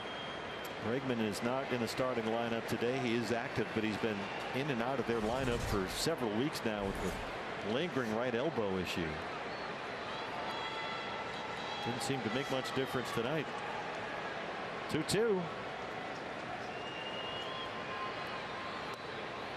Tucker doesn't bite on the curve. Jeremy Pena waiting on Jack Cooper to get a chance. 30th pitch in the 6th inning for Jordan Montgomery coming up.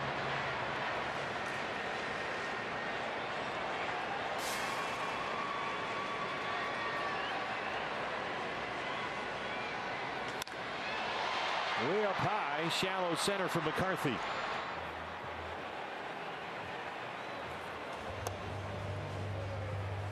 Welcome back, folks. Watching on Apple TV Plus. We have, let's see, what do we have? 4 games for you. Oh, look at that. I was waiting for that. The Dodgers, beautiful Dodger Stadium. You know what? On a warm September evening, I don't know if it gets any better. I really don't. So it's LA against Cleveland. It's not a matchup you see very often. It's Boyd against Knack, and Knack is in there because Clayton Kershaw is not. Clayton Kershaw was injured last time out. They pulled him out of the game. Stephen Kwan is your leadoff batter in LA. So let's listen in to what's happening in California. The All-Star game.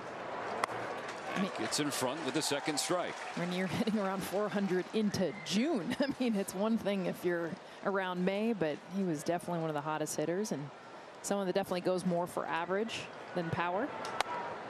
Next fastball misses up and away, square 2-2 count. That fastball is the pitch that has been hit the hardest by opponents against Landon this year. It's flared foul and out of play on the left side.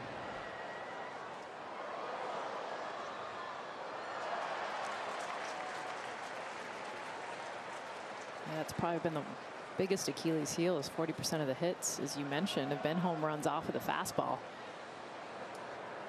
On 2-2. Gets a flare into center field. And Tommy Edman is there to make the catch for out number 1.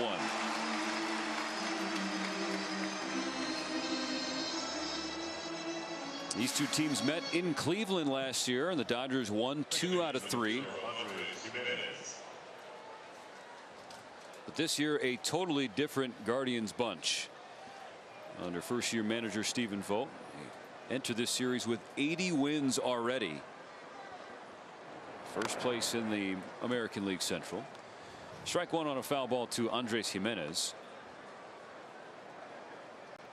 And the biggest difference just been the offense. They've always been known for their pitching, and it's actually been the weakness as of late. Known for their bullpen, but they've been able to score more runs this year, and they don't strike out a lot. Like to put the ball in play, a little bit of old school. Their offense that is scuffled of late.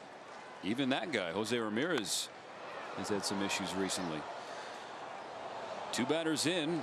Landon Knack has gotten ahead both times.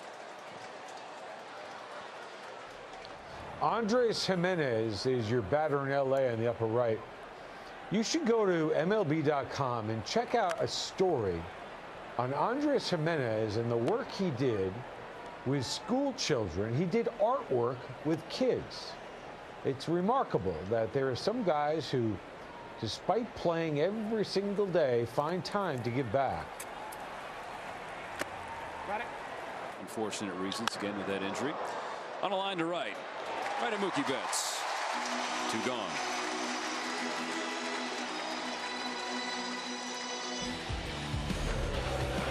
Now Jose Ramirez.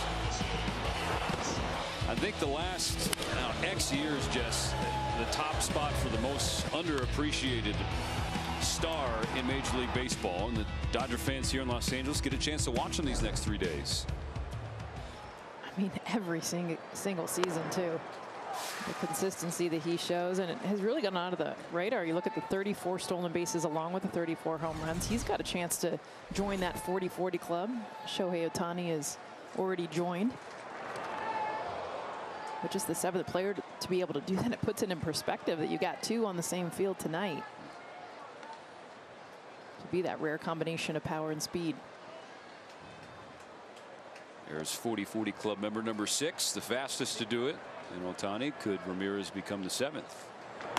Next 1-1, gets a generous call below the zone, but he'll take it. 1 ball, 2 strikes on Ramirez. On pace for 39 and 39. So he's got to pick it up a little bit.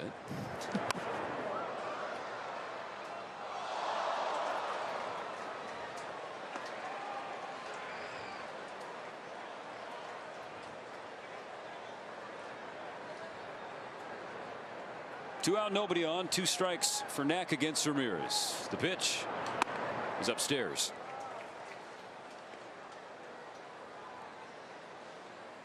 I expect that changeup to come back. And biggest reason why Landon Knack has those reverse splits, does so well against lefties. You mentioned it earlier, Jess. This is a tough team to put away at the plate. They got a lot of stingy hitters, the Guardians. They do not like punching out. Some of the best 2-strike hitters in the game. But to be fair, on Landon Knack's side, that's not his calling card either. So it should be a good fight tonight. High in the air, right field side, looking toward the seats. Mookie Betts going to watch it drop foul.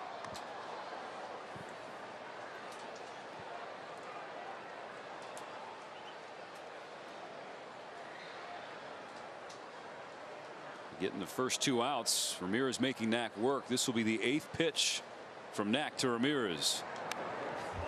There will be a 9th.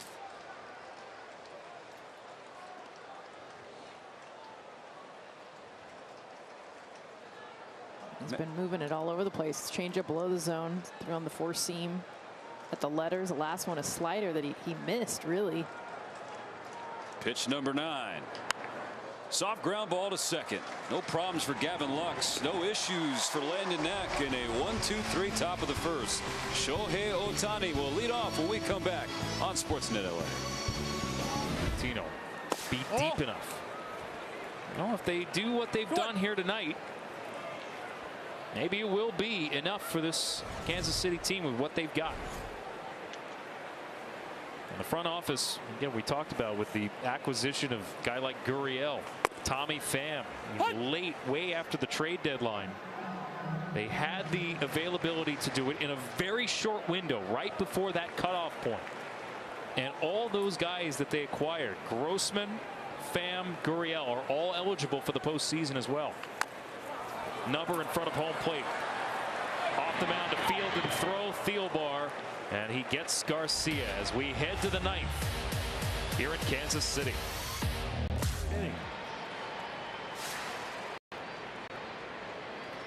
Looking for that 2-seamer, looking out over the plate. He gets this one right down the middle. Kind of tailed away. And he goes up the middle with it. Doesn't try to pull it. Josh Miller, the pitching coach, out to the mound. Valdez getting a little leaky here as we start the 7th at just over 90 pitches. And Hector Neris, longtime Astro, now back in Houston. No matter if you're playing the Diamondbacks or the Padres or the Dodgers when they are healthy, you're going up against some postseason matchups. So if you're Bob Melvin, you really get to see how these kids handle the pressure. 2 balls, 2 strikes on Luciano, playing second base tonight. As King just misses the outside corner. But on the surface, this is the 3rd year in a row where the Giants have just kind of fluttered around 500.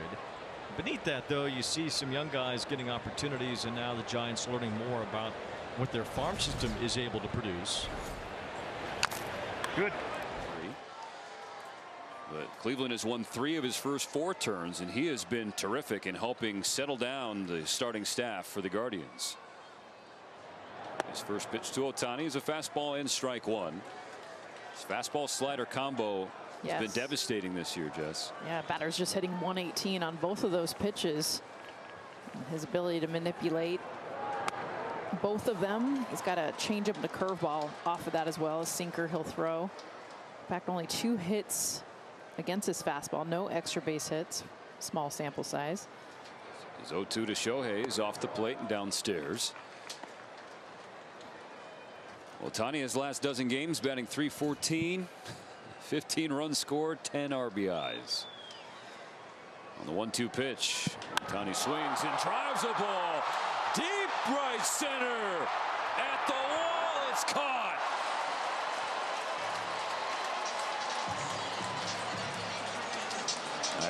Matthew Boyd certainly thought that was gone. And to be honest, I did too, Jess. Tell by the excitement in your voice in this entire stadium right off the bat, and anything in the air Shohei hits. I mean, 100 miles an hour on this one at the wall, literally barely caught, by the way. Lane Thomas a little lucky on that one. Now Mookie Betts. Got. I got. It happens. No, it's, hey, you know what? Anytime Shohei swings the bat, you got a good chance it's going to leave the yard. The way Mookie's been going, it's a good chance he's going to get on base. 11 consecutive in which Betts has reached safely, including a 5-game hitting streak.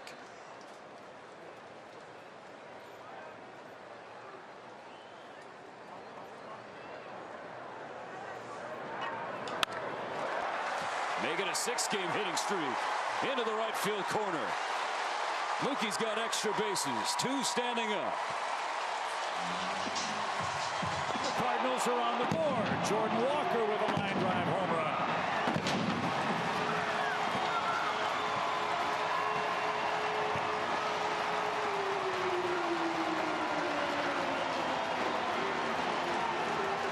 That was no cheapie, and the magic spell for Seattle is broken thanks to Jordan Walker's first home run.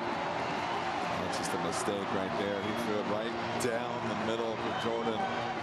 Mookie Betts, I wonder if it's even difficult for him. It doesn't look difficult. Freddie Freeman's up right now. Just real quick on Betts after this pitch. Easy. So Betts, over the course of 12 games, including tonight, is slugging over 600.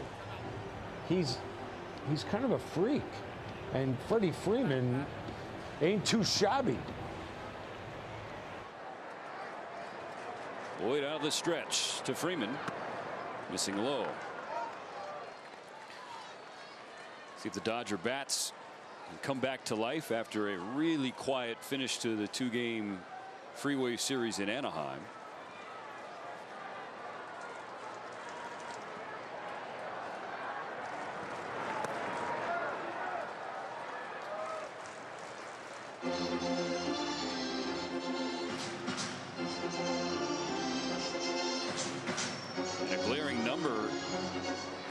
In that freeway finale, it's the Dodgers' lack of production with men on base. They were just 1 for 12. They had a lot of traffic. That was a thing every inning. Boyd takes something off to get strike 2 and level the count against Freddie. Left on left changeup, and that's where Boyd can be really sneaky, through the slider away. And so for Freddie, when he sees something inside, usually it's going to be something fast from a left-handed pitcher. Instead, it was the changeup on the inside part of the plate.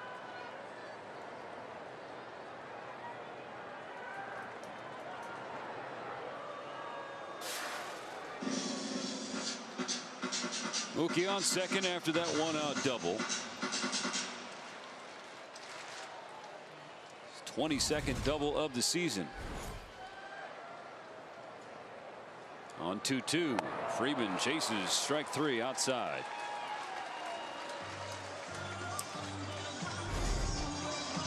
This is the four-seam fastball, and just the pitch mix. Matt Boyd, especially to lefties, and to be able to throw the slider in the same slot as that fastball. Talked about the changeup he threw earlier.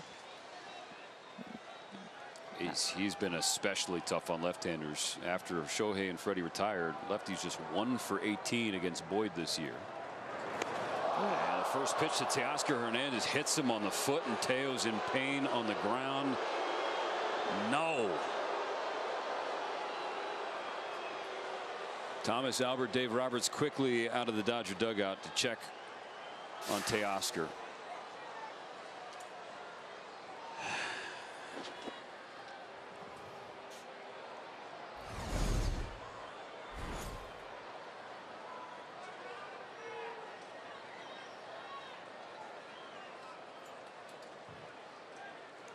Front left foot.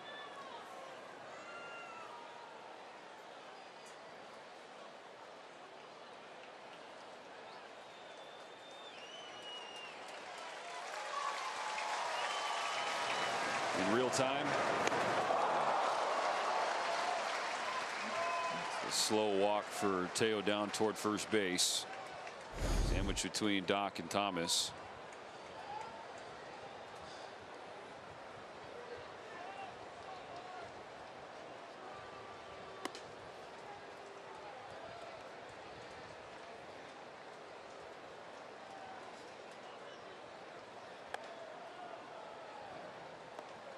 You're waiting for Teo to flash that trademark smile just so you could feel a little bit better and exhale. But right now, everyone's just watching with bated breath, and that's.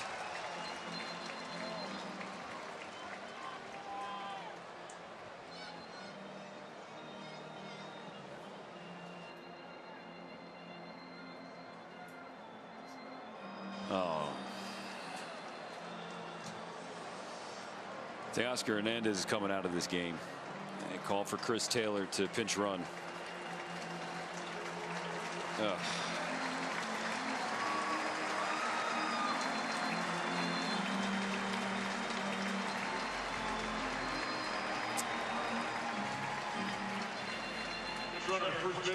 I'll try to run down the line and immediately cringing. Keep on coming.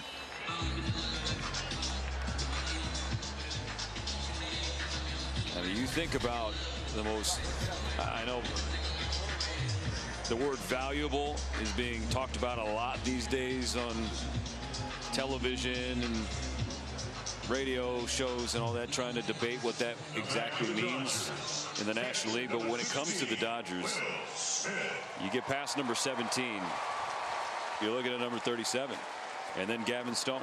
Yeah. I mean, pick one of those two. One already down to the injured list to begin this Friday, and you just hope there's not a second. Ball one to Will Smith. 2 on 2 out in the bottom of the first. No score. Ugh.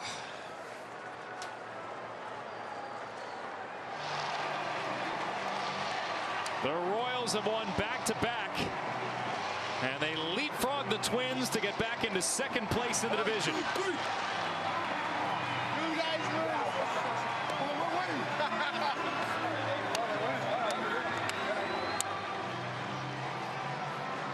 Start of a huge weekend series.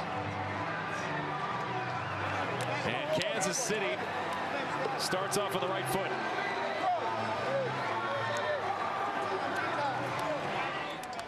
Well, Kansas City, led by Cole Reagans, shut down Minnesota. So Reagans went 6, and then 3 relievers follow, each going an inning. And Kansas City, right now, you know, they were sliding a little bit, but right now they take over the second wild card spot from Minnesota. They're now a half game in front of Minnesota. The Yankees are on top in that 3-team race for seeding, I guess it would be. Manny Machado is also up in the upper right. But I think Will Smith right now with 2 men on, that's the story right now, Will Smith. He saw 3 in a row and then tried to really be late on that fastball. Make sure anything, especially on that side of the plate, off speed, he'd be able to put in play. 2 on, 2 out, 2 balls, 2 strikes. The pitch to Smith is inside, filling the count.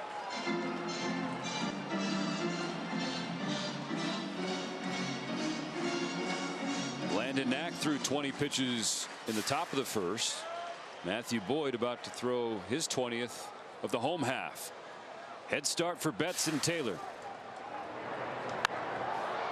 Fly ball right field. Noel coming in and makes the catch. So the Dodgers strand 2 and lose Teoscar Hernandez.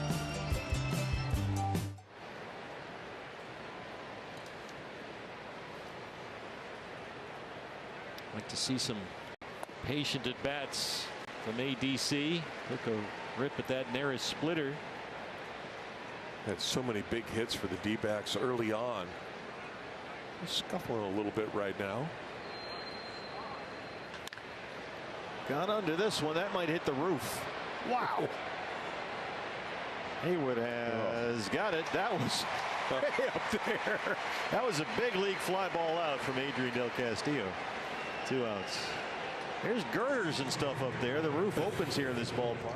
You know, the Jason Hayward acquisition by the Astros, very smart, because we know that he's a great defender, They also knew Kyle Tucker was coming back and would not be able to play in right field every day, and who knows how long it'll be until he's out there. So they really took care of business there, and a little bit under the radar. Meanwhile, Ketel Marte is back. That's a sight for sore eyes with Arizona fans. He had been out, and they still held their ground. For Ketel Marte. Initially suffered back on August 10th against the Phillies. Aggravated a week later at Tampa Bay, 1-2. I feel good that he swung left-handed and fouled it off. He's okay. Well, it's a nice test for that ankle, because they're going to look at him and ask him how he feels and check him out everything. And to get at least one left-handed bat will help serve as a barometer as to just exactly how that ankle is holding up and how it feels. They eventually will get him to the spot where he's playing defense at second base every day. They're going to start him out as the DH, but he has been pain-free, we're told. But this is the real test, the left-handed at bat.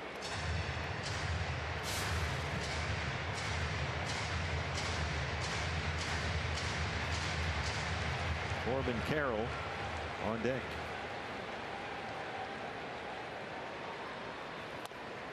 Nice take. Doesn't offer. That's the nearest splitter. We've seen that over the years.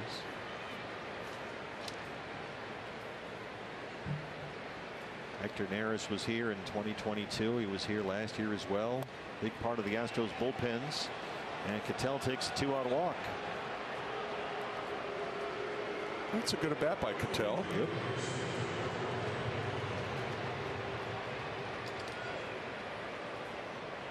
Corbin 0 for 3.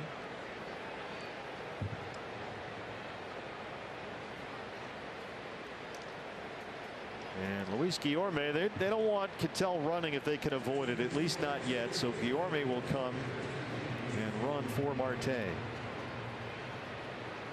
Another good move by Torrey, just getting Ketel out right now. No point running the bases in an 8-0 game if you can avoid it first game back.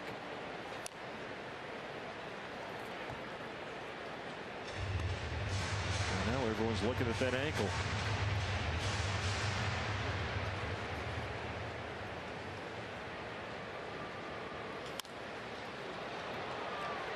Left field, McCormick's there. And Neris gets 3 outs in the game. It's all Astros. Diamondbacks trail it. Apple TV Plus. It is break time. One more hour in show. So please return. Tell them a plan and say, hey, we feel like your characteristics, you'd be good in our rotation. And if the athlete buys into that, a lot like Xander Bogaerts moving from the shortstop position to the second base position. Michael King was a reliever. All of a sudden you say, hey, we can keep you healthy being a starter and a frontline starter. You're like, heck yeah. Why not? Especially you having trouble staying healthy as a reliever. Count is 2 balls, 2 strikes on Conforto, who is the designated hitter for the Giants tonight. He pops this one up over the infield. Near the second base bag, it's Bogaerts who makes the catch for the first out. StatCast powered by Google Cloud as we take you through Michael King so far tonight. Talked about it earlier in the ball game. The changeup plays so well because the hitter cannot pick up the spin of that changeup, and he throws it with conviction. He throws it with the same arm angle and really effort as the sinker, and so the hitter is oftentimes caught out in front even if they're behind in the count. Here's Matt Chapman, who struck out his first time. Lines this one to left field. That's a base hit. The Giants with a couple of base hits here in the 4th inning, which means they'll bring the tying run to the plate in Lamont Wade Jr. I thought Ramos and Chapman did a good job of this, not allowing King to really establish himself in the count.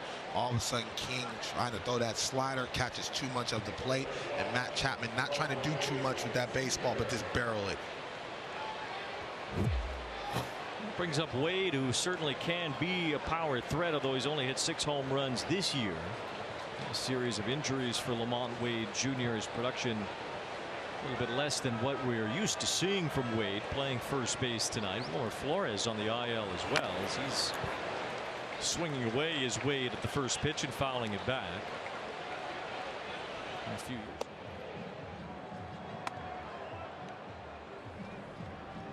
Welcome back, everybody, on Apple TV Plus. Take a look at the bottom right, if you will. Tarek Skubal in a little bit of a jam here. Shea Langoliers at the plate with 2 men on, bottom 4. There's a good chance of being in the dirt. Looked like that changeup, and he just anticipated it, just surrounded it, kept it right in front of it so the runners don't advance.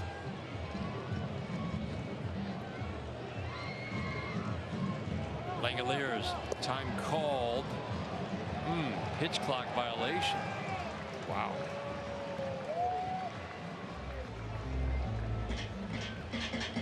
And the count will be 3-2 on Langoliers. Boy, that had to be right at the deadline because Tarek was in his delivery.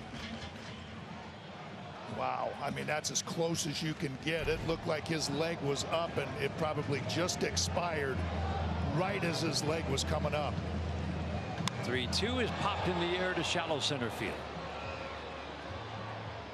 Parker Meadows will wait for that to settle into his glove.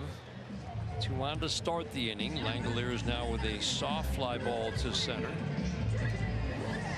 Boy, and there's a good sign there too, Dan. We're talking about the evolution of Tarek Skubal, but he's got a couple of guys on. He just had a pitch violation to take it to a full count. And he doesn't panic, and he doesn't just say, okay, I'm going to challenge with a fastball. He comes in, takes just a little bit off, and throws that slider and able to get him out in front a little bit and get that easy lob fly.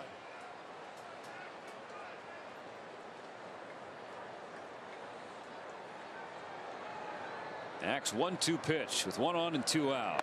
Strike 3 swinging. 3 Ks in a scoreless second for Landon Knack. Working around that 2-out walk. Is off the wall. Everybody got a late start, and we're going to have a couple of base runners at second. How will the Tigers play this? Unbelievable. They tag out Rooker between second and third. Bad base running by the Oakland A's. They could have had 2 there. They get none. Butler did not read it well, Dan. No, that's it, exactly. And you think that Parker Meadows, he usually runs down everything. Good job of Kerry Carpenter to back that play up. But watch Butler right there at second. He's holding all the way. He's going back to tag. Look at Rooker. There's Rooker right on his heels. And that's a problem. Butler just did not read that ball well. Tarek Skubal's going, get him, get him, get him, get him. Goes back to cover home. And boy, a bit longer. So, you know, you're looking at these playoff teams like the Diamondbacks and the Padres. They're going to get everybody's best fight. And if you keep them in the ball game, the more longer they're in the ball game, they'll be more confident. There had not been a grand slam in the big leagues in a game where a team was down to its final strike, trailing by 3 runs since Justin Smoak in 2018. You could see the shock on the face of Robert Suarez giving that up in the 9th inning yesterday. That 2-out, 2-strike grand slam to Parker Meadows. I was watching the game from this beautiful building right here, and everybody kind of gasped and looked at each other, and I said, oh no, the Fighting Show Tigers stole one. Patrick Bailey takes a strike. A Tiger hadn't done that since Alan Trammell, the Hall of Famer, in 1988. Well, the Padres have given up 8 grand slams this year. And it's tied for the most in the major leagues. And it's Bailey at the plate here representing the go-ahead run. And he had a big cut on a fastball that fouled it back. If you're Bailey, you want that pitch back because that was one of the few 4-seamers that came through, and he fouled it straight back. He's got to be able to barrel that and put it forward and have a chance to score.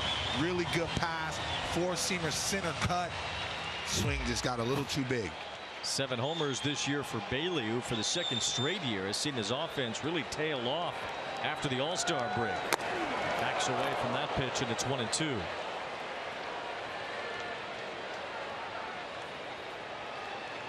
Bailey hitting himself in the leg saying, I might have to take that one for the team. We got ice. Get us on the board. When you're a catcher, it's probably the last thing. Tarek Skubal and the Tigers are living right after that base running blunder, and then Skubal struck out the batter for the 3rd out, so he is now back ahead of Cole Reagans by 1 strikeout. Reagans took over the lead earlier tonight. in the Kansas City win, and Skubal is now back ahead of him, and it's early in the game, so you figure he'll rack up a few more before the evening is over.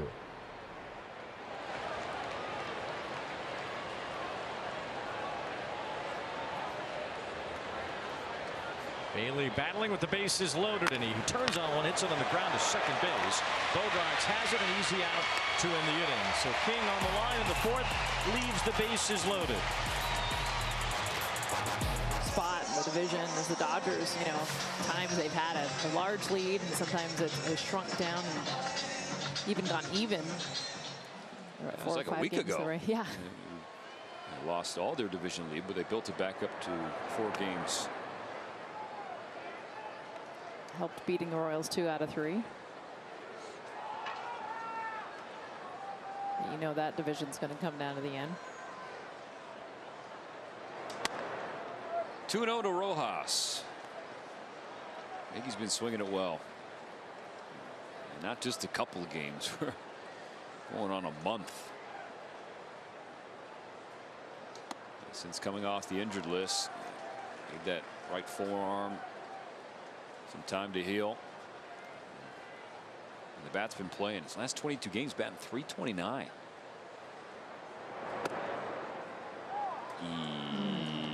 Okay. Quote unquote strike one. 3 balls and a strike to Miggy Rowe.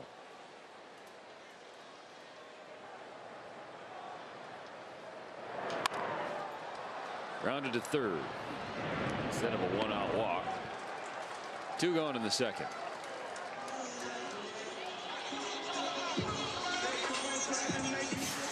Gavin Lux getting a start against the left-hander. 41 ABs against southpaws all season long. 7 hits. That's a 171 average. But this is the National League's best hitter in terms of OPS since the All-Star break. Tries to ambush the first pitch and whiffs on strike 1.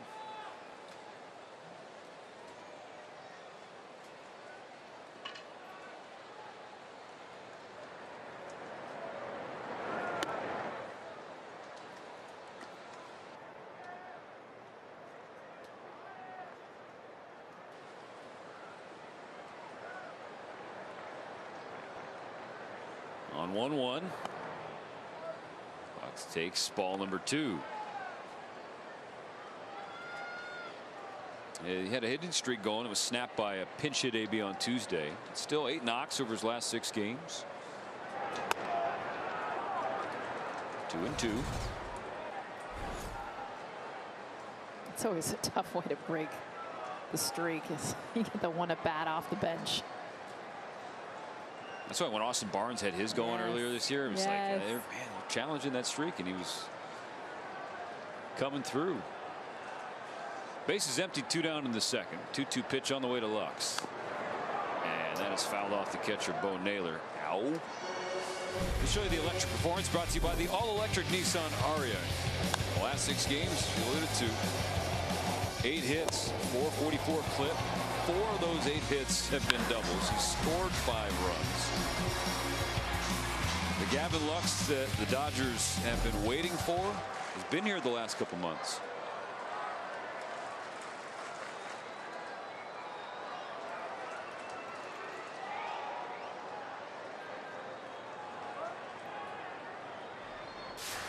These odds are provided by BetMGM, and these are the odds to win the whole thing, win the World Series.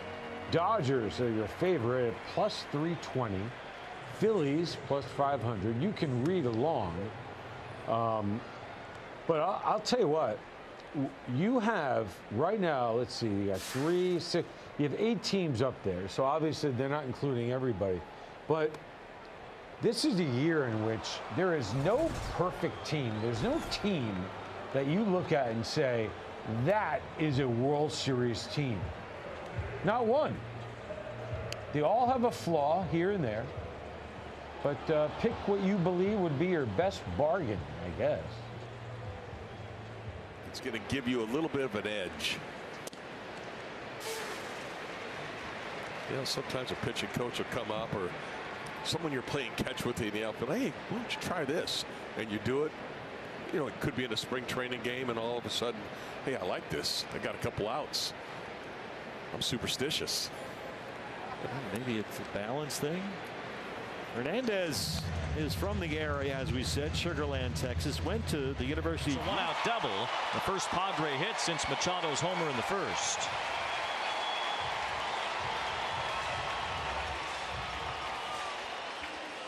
Such an important part in this lineup. I mean, not only does bringing joy and ease to the locker room, but when he's locked in, how many times have we seen him in the Red Sox uniform have this level of impact, being able to hit line to line and being able to pass a baton and hitting with some power as well. Bogart's in scoring position after he cracks a double. That is his 13th of the year. Brings up Jackson Merrill, the center fielder. A rookie phenom this year for the Padres. As Merrill takes ball one. Merrill is just 21 years old. Drafted out of high school in 2021. 2 balls, no strikes the count. He has been incredibly good since the All-Star break, driving in 36 runs over his last 41 games. Diamondbacks have been out hit 12-2. Singles by Perdomo in the 3rd, Suarez in the 7th, and that has been all the offense. Hey, on the upper left, Jackson Merrill at the plate. Keep an eye on him and tell me if his swing and his setup doesn't remind you of Freddie Freeman. Start break alone. I mean, this we mentioned in that same category of Frank Robinson, a man that's won MVPs in both leagues. I mean, that speaks volumes. But be able to the sliding grab for a stylish finish to a big night for the Astros. All Houston. And there go the fireworks. 8-0 your final. And the Diamondbacks will have a regroup and come back early tomorrow. That's the key word, just regroup. You know, you faced one of the toughest pitchers in the American League. No matter what the score is, you took a loss here. You got to try to rebound tomorrow. And they need to figure something out. The Diamondbacks have now lost 6 of their last 9 games overall at that National League wild card race starting at the Astros. A couple of names for you. Yordan Alvarez. He is an absolute animal, and I mean that in a good way. Framber Valdez, awesome. And the Astros get Kyle Tucker back. 8-0. That's a good night. That's a really good night for the Astros. And they currently lead their division by 5 games. Seattle looks like they're on the way to winning, so things will probably hold steady. This is a beautiful stadium. This place is really immaculate. I asked you earlier, I said, man, it looks like Woodstock back there in that back lawn there. I said, what's going on back there, Weezy? We don't need to be in this booth. They'll be fine without us. We need to go have a good time in the Gaslamp. Now the lawn area is certainly full tonight. Standing room only. I thought it was Bon Jovi. What's going on? Love it. 3 balls, 2 strikes on Merrill. Man, this is what I mean. This is what I mean about mid-at-bat adjustments. You know what I mean?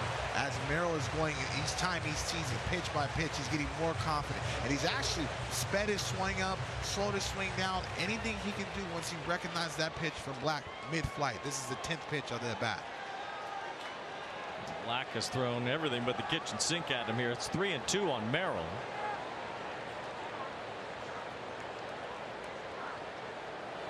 Swing and a miss. Finally got him on the 10th pitch. Only 2 outs, another strikeout for Black. 5 tonight. Here's Heidi. Well, tonight's odds brought to you by BetMGM, the NL Rookie of the Year race. You guys were talking about it earlier. It is as tight as ever between the Padres' Jackson Merrill and Pirates' dominant rookie Paul Skeens. Skeens' odds shot way up after starting the All-Star game, but Merrill's charged back with a strong case, particularly since the All-Star break. Skeens has a higher WAR at 5.1. There's a fly ball from Higashioka to left field, and right in front of the wall is Ramos to win the inning. Padres leave Bogarts at second, and it's still 3-0 into the 5th. Runs, it holds down run scoring. The outfield's not very big. It's just how the ball travels here, or doesn't travel. Yeah, so at Comerica Park, if that one's near the center field fence, Jace Young is tagging easily, but it's just a lot shorter. Yeah, we'll see, like in this cool, damp air, and how much it changes the next 2 days, Saturday and Sunday, for the day games. Half cut, sinker off the plate and into Cole Keith. And you wonder about TJ McFarland also. He's not allowed to run in 16 of his last 17 appearances, and you know that they want to just try to keep this game as close as possible. And also he's on his way to third. They're going to send him home. Here comes the relay from Donovan. It's going to be way too late. So Raleigh on a 3-0 count doubles into the right field corner, and the Mariners have erupted and have scored 5 runs tonight.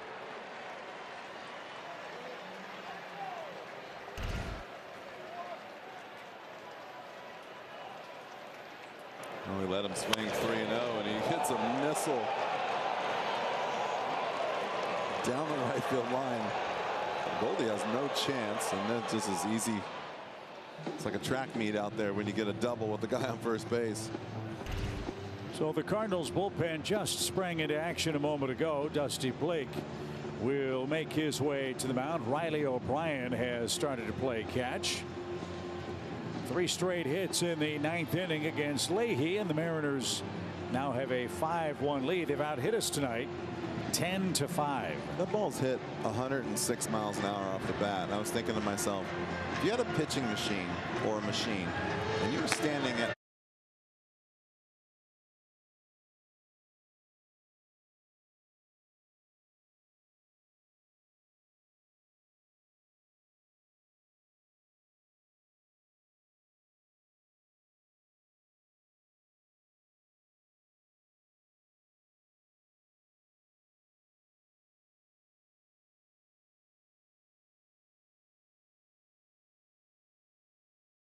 the season, RBIs 73 and 74.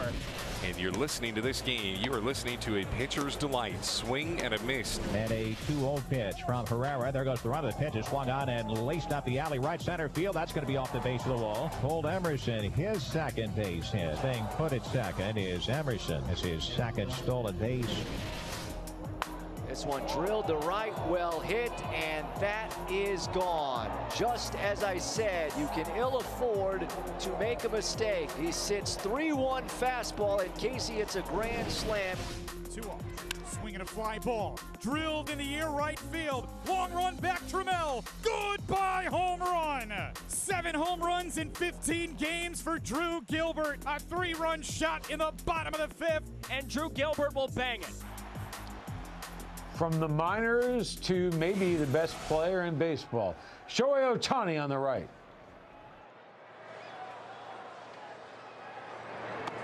Waves at strike 2, well off the plate. That has been a tough pitch for all the lefties. We saw Freddie Freeman and Gavin Lux strike out, and it was a heavy dose of sliders and fastballs off the plate away.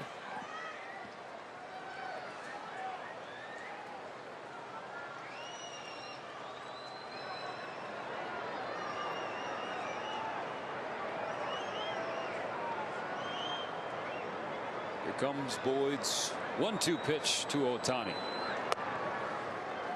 Pulled the fastball. I think intentionally trying to stay away from Shohei.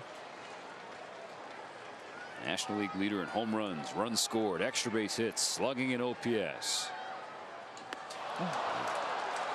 Chases and misses badly on strike 3. It shows you the deception of Boyd. He kind of hides the ball for a very long time. Both sliders Shohei swung and missed on about 2 to 3 feet off the plate, but out of the hand. Looks like it's going to be a strike. Just continues to move away, especially from these left-handed batters. Mookie's got the only hit of the game for either side. It was a double in the first. This is high in the air right center field, tailing toward Noel. So a quick bottom of the 3rd for Matthew Boyd. Still donuts on the board for the Dodgers and Guardians. Strike 1, fastball up and away. This is a young man who had a terrific rookie season last year. Zach Geloff impressed, hit for average, hit for power, and basically a half season's worth of at-bats, not quite. Fastball inner half, and this year has been a mighty struggle and a huge drop off and a big concern for the A's from an 840 OPS to a 640 OPS in 1 year.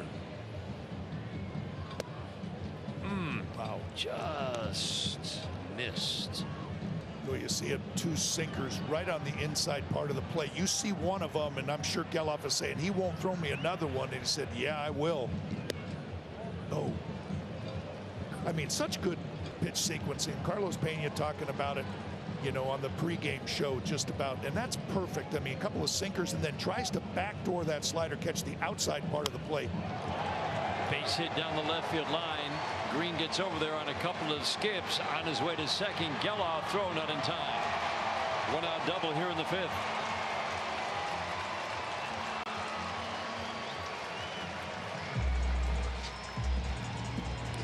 You wonder if Geloff was just looking for this pitch after those fastballs. He's thinking, you know what, I think I'm going to get a changeup, and he gets that changeup. This one stays over the little bit of the middle of the plate. Geloff was able to get to that one.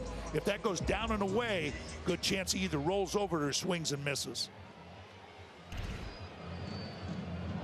4 base runners the last 2 innings, but bad base running cost Oakland last inning 2 different times. Schumann takes fastball off the plate and in. Hitting 226 with a little bit of power. Plate discipline.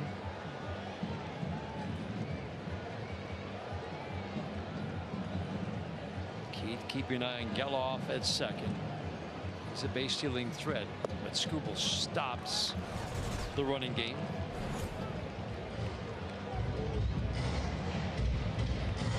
He steals for Geloff in his off year at the plate, but when he's on, he likes to go. Gets the call at the belt to make it 2-1.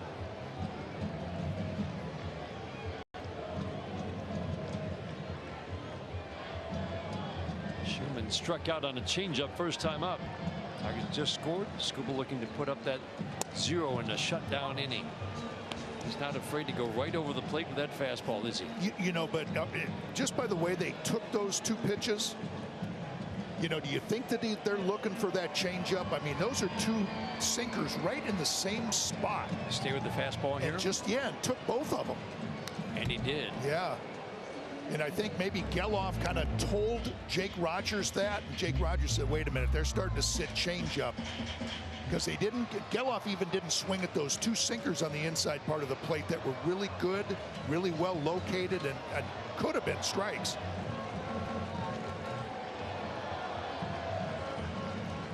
The 2-2 stayed with the fastball and froze it. I just think that's exactly what happened. And Jake Rogers, good for him. You see him sitting up on the inside. Look at where that pitch is. Did he even have to move his glove? I mean, that is exactly where he set up. And boom, right there. You talk about threading a needle. That's a perfect example. Hey, something to keep in mind is Skubal works to Wilson, the 9-hitter. And that is that the A's score roughly 50% of their runs with a home run. Just keep it in mind, Skubal does not allow a ton of them, but it's something to think about. Up and away with the fastball.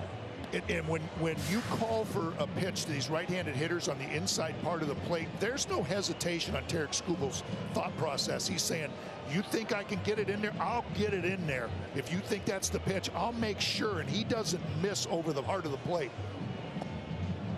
Slider misses down.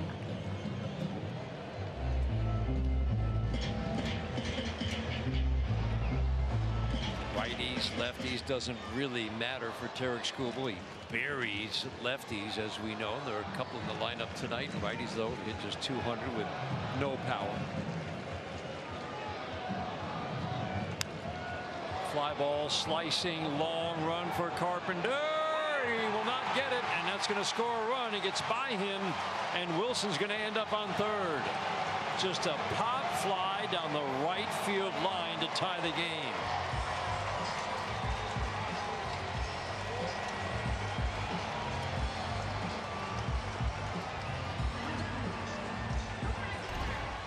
Yeah, this is just perfectly located right down the right field line.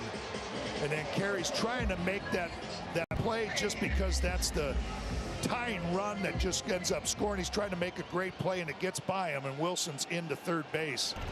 In the Dodger game on the right, Jose Ramirez chasing 40-40 this year. So don't be shocked if he takes off. Back pick from Smith. The tag. Not going to get Ramirez.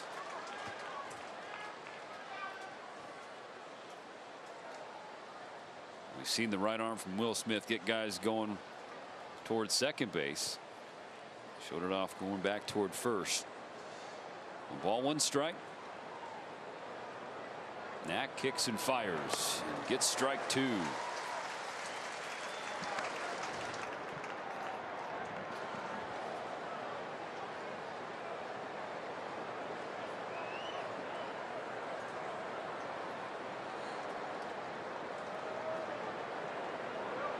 The 1-2 pitch. Ramirez running. Smith's throw. The tag from Lux. Dropped a little late. It'll be stolen base number 35 for Jose Ramirez. He gets closer to 40-40. 34 home runs, now 35 stolen bases. It's been not talked about enough. Also makes some history as the 7th player if he can get to 40 for both. Just sneaking in under the tag. 2-2 spoiled by Thomas. He stays alive. Ramirez now on pace to get 40 bags. 40.2 to be exact. Dr. Krajewski did the math for us. He's in scoring position 2.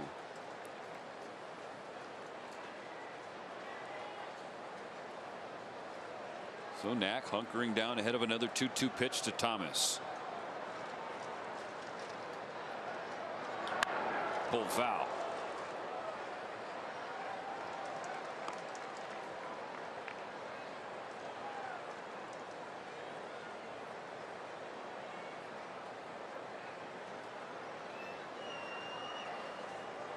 Thomas way out in front of that 2-2. So Knack will try again.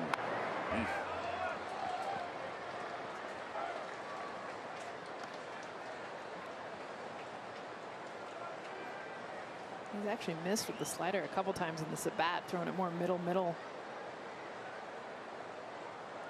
If he can get it to go away, he'll probably get the chase from Thomas. Trying to strand Ramirez on second. Stays away from the fastball once again. Now a full count to the Cleveland center fielder. Rookie Manzardo in the on deck circle.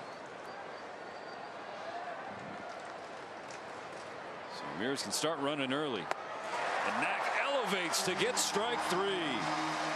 Landon Knack has tied his career high in strikeouts with 7 in 4 innings.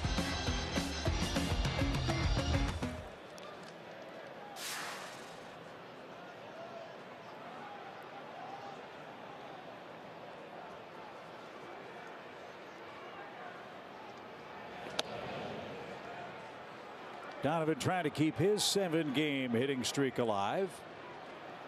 Lars Nootbaar with a 9-gamer on the line. He waits next. Watch the upper left.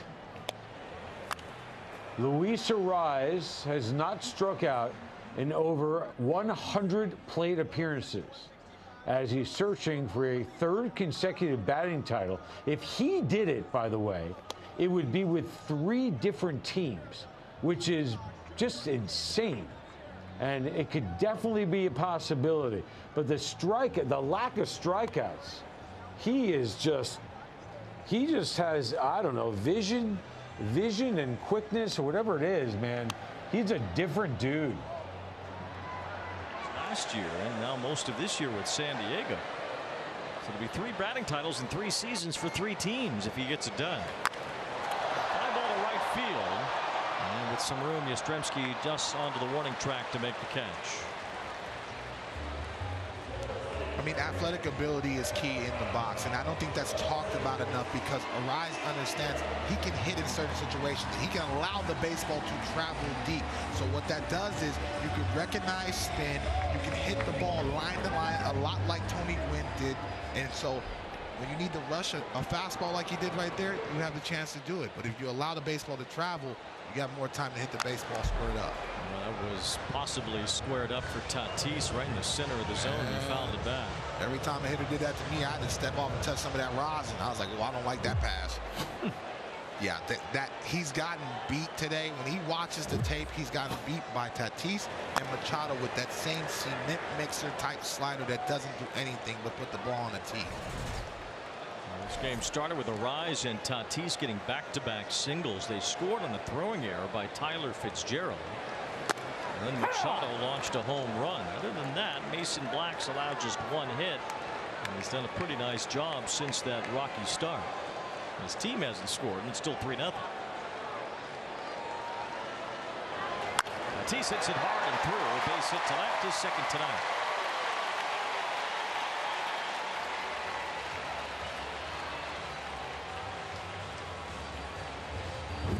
Didn't try to get too big on this one. Struck out his last at bat on a fastball up. Black tries to go back up to that same zone, but he gets his foot down early and really just pulls his hands through and barrels that baseball.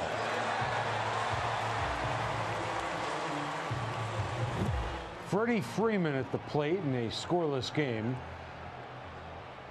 And he gets, Matthew Boyd gets Freeman. So listen to this on Boyd. The first time through the order, the opponents are hitting 206 against him. The second time through the order, opponents are hitting 206 against him. So that can't be a coincidence. He obviously knows how to mix things up, at least through the first two times through. Taylor, Boyd gets strike one beneath the zone.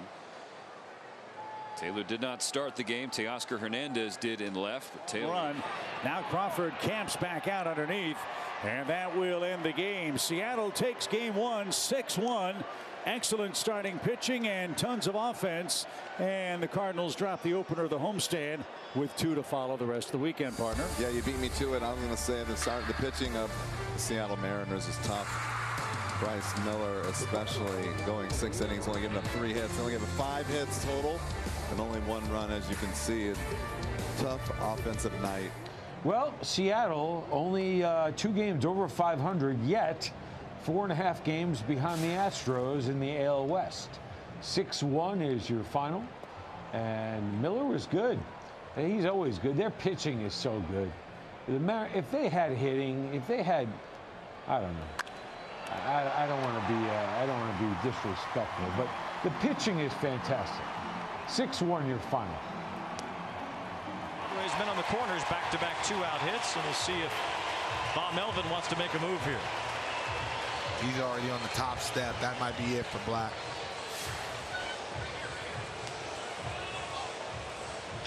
Well, a big spot has developed in this game, and Bob Melvin wants a fresh arm to face Manny Machado.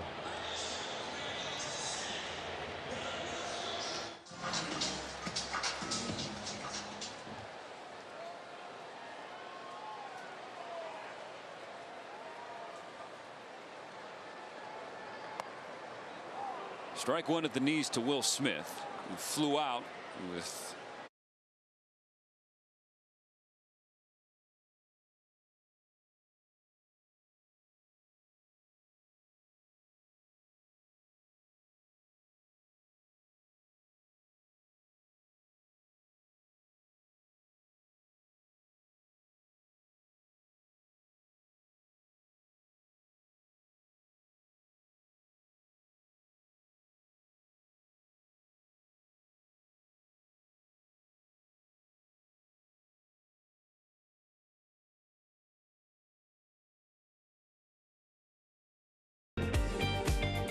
And 4 in LA, but if you have not been paying attention today, my question would be why? And here is the information. The Yankees in a day game shut out the Cubs at Wrigley. Nats and Pirates postponed. The Mets win again in 10 innings. And the Mets are on some kind of heater right now. They literally seem unbeatable. I know they're not. Philadelphia crushes the Marlins, and they remain, I think it's a matter of opinion. To me, they're the best team in baseball. The Rockies over Milwaukee 3-2. The Orioles win on the anniversary, 29th anniversary of Cal Ripken Jr. setting the Iron Man record by playing in 2,131 consecutive games. 29 years ago. You remember where you were if you were alive. You remember where you were. That was how big that was. Red Sox win. And the Braves win, so the Braves and the Mets remain tied for that third wild card. We have more. There's always more. Angels win. The Royals beat the Twins, so that's a great little race they got going there in the AL Central. Tigers and A's, you're watching that game. Guardians and Dodgers, you're watching that game. The Astros win. Framber Valdez, excellent, and Yordan Alvarez is on a different planet, man. At least the ball that he hit to right field is on a different planet. The Mariners beat the Cardinals, and the Padres, that game is going on right now. You're watching it. Let's get back to the action and get rid of me. Inside the park we go. Manny Machado up in a 3-0 game with 2 men on base. This year, runner goes from first. Machado with a fly ball to right, shallow. In comes Yastrzemski, can't get it. It's a base hit. Tatis scores. Profar ends up at third, and Manny Machado's driven in his second run tonight. It's 4-0 San Diego. Jelly did a good job of jamming Machado, but Machado's strong enough, and you have to play. If you're an outfielder, you have to play deep and respect Manny Machado's power. This was a sinking fastball and just muscled it enough. Yastrzemski just could get a good enough jump to be able to get there and make a play on that baseball.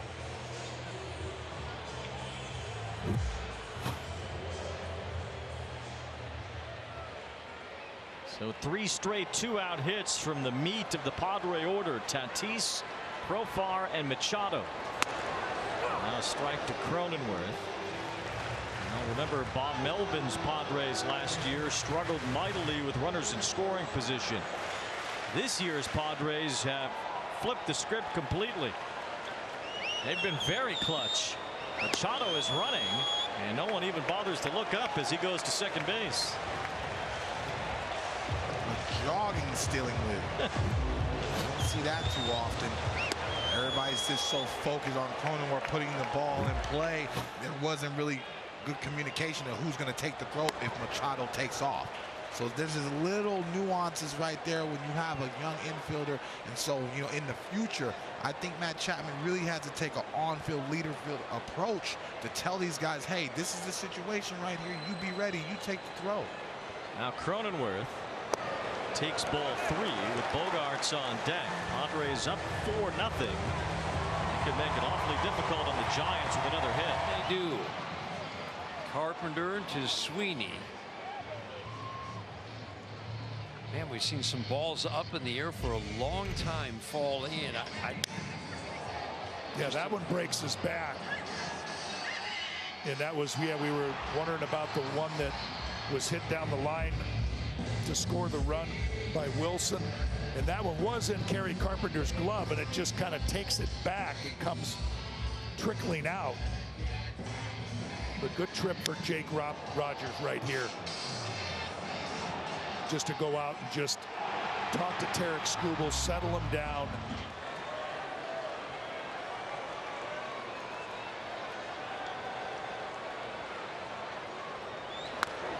Bouncing ball to first, handled by Wade to end the inning. And another run for the Padres. Manny Machado's driven in 2 tonight. Knocks in Tatis to make it 4-0 San Diego.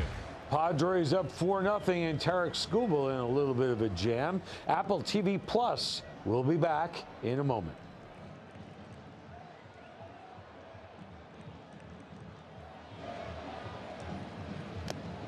Fastball beats him to a spot in. Will Vest getting loose in the Tigers bullpen. And this is, again, he knows he's in a little bit of a jam. You see him reaching back now to get that little bit extra.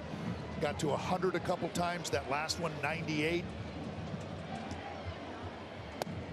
Stays with the fastball. Would you go to anything else here? Got him with a changeup on an 0-2 last time. But man, he's late on the fastball. On those, and especially those on inside. How are you going to get to that 98 and bring that barrel all the way around to get it? If he does throw that changeup, make sure that it's down. Staying with the fastball. Popped up, foul. Will it be playable again? Long run for Carpenter, and man, has he been worked out these last couple of innings. Boy, and that's that play where you're sitting there going, do you want to catch that one? You know, because they're going to score the run if Gary Carpenter catches that ball. That's that in between, you know, where you, oh boy, you know. But you think you got to get to that out. But if he catches that, a run scores. A run scores. And he knew that, so he just ran hard enough to be close. Pulled up, right? That's a tough call, though. Yeah. You're always told to get the out if you can. The 0-2. Swing and a soft tap. Hardest changeup he has thrown tonight at 91. And this is well located off the plate. And it had Nevin fooled. He was out in front of it, but just because it was up just slightly, he was able to get that little tiny piece. 3 fastballs in, followed by the changeup away. Little bit. Welcome back, everybody. We have 15 minutes left in show. Tarek Skubal, man, he is something else. He needed that strikeout, and he got it. Nevin goes down swinging, so 2 men remain on base. You know, Skubal, I believe, is going to be the Cy Young winner in the American League. But the Triple Crown for him is not a given. He's leading in wins, but Seth Lugo not far behind. And in strikeouts, Cole Reagan's not far behind. But more importantly, Detroit is still in the mix, but barely, for a wild card in the American League. It's a 1-1 game with 2 men on. Looked like Daz Cameron is looking for that changeup. I mean, he didn't even come close to offering that. Jake's going right back inside. Fastball has Daz Cameron turning out of the way. Every time that they've spit on that changeup, Jake has read it and went right back inside with that fastball.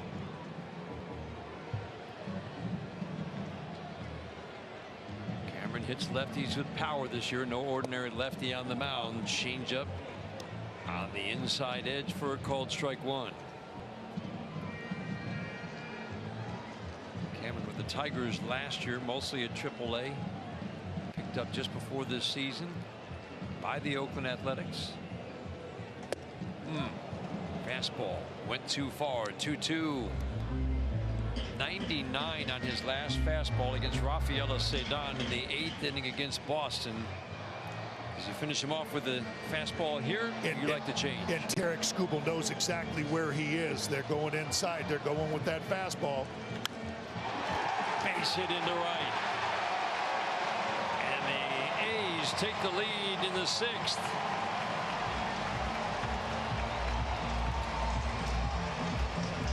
Daz Cameron delivers against the Tigers. Boy, that just got maybe just 99, a little bit too much of the plate, just able to inside out it into that hole between first and second. See Tarek Skubal just upset that it found a hole, but I'm sure he'd say, oh man, I'd take that. I got the ground ball, it just found a hole. For just the 5th time this year, Skubal does not last 6. As that ball is gone, and Conforto rips a homer to make it 4-1.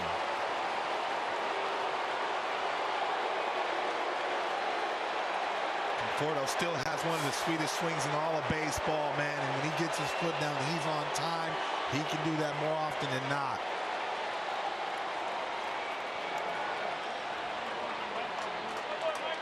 Padre faithful wasted no time throwing that baseball back on the field. 16th home run for Michael Conforto this year. Giants not going quietly tonight. Now down 4-1 as Matt Chapman comes out. It's only the fourth homer allowed by King since the beginning of June, spanning over 90 innings. And how big was that Manny Machado base hit for another RBI? Padres got some insurance in the bottom of the fifth. As Chapman rolls one by the first baseman Cronenworth into right field. Chapman's second hit tonight follows up this blast from Michael Conforto. A little bit of that's a sinker in a lefty's nitro zone. We like the ball down where we can just drop the barrel on it. He squared that up, and all Tatis could do is watch that fly over his head, and guys are fired up. He said, wait, that's the wrong team.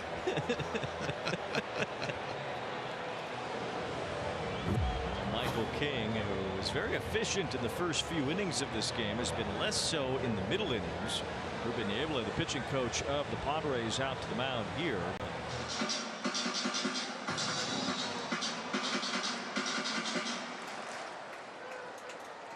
Boyd really liking, especially now, second time through the order, combining the slider and the changeup.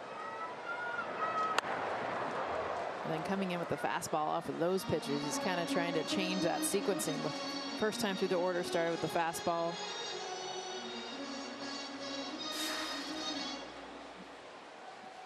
Seems to have problems with that pitch count that's on his belt. Calling his own pitches. Dialed up a ground ball to Rocchio. Rojas retired by his counterpart.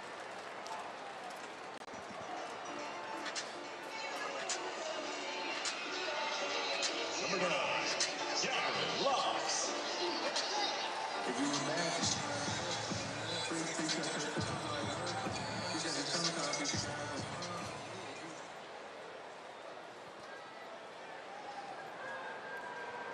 And Gavin Lux in this streak.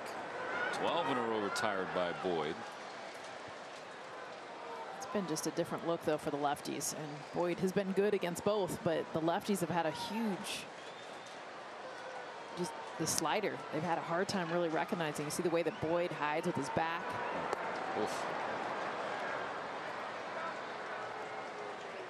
Having a hard time identifying. You see, you know, Shohei Ohtani swing at that pitch and miss it by a couple feet.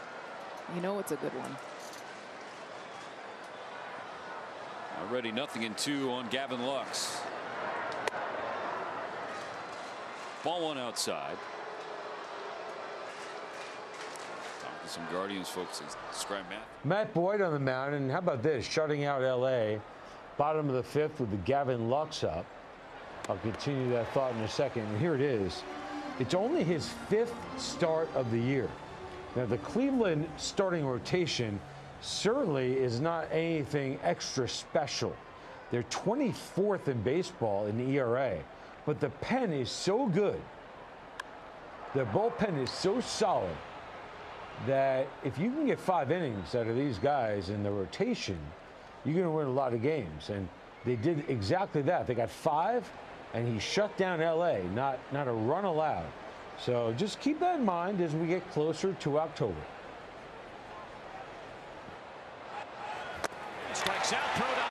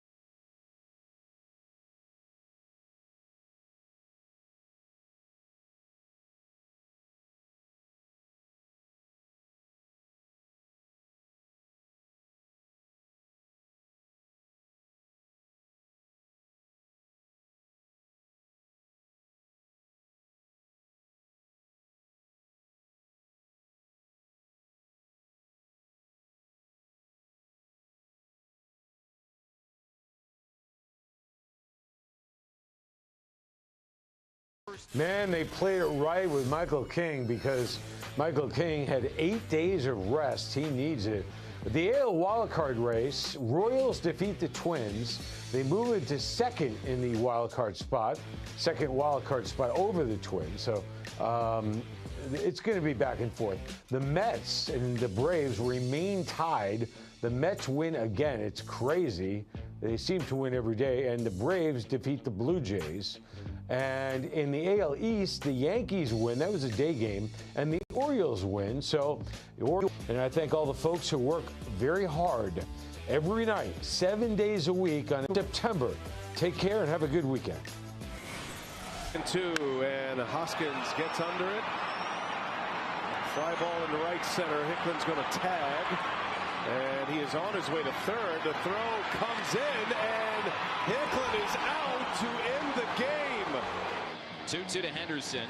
Out to deep right field. Low going back. Track wall. It's out of here. Gunnar Henderson, another homer. 1-2 from Curry to Schwarber, who lifts a fly ball out to deep right center field. And a long 2-run home run for Kyle Schwarber. A high drive, left field. This one's deep. It is into the seats.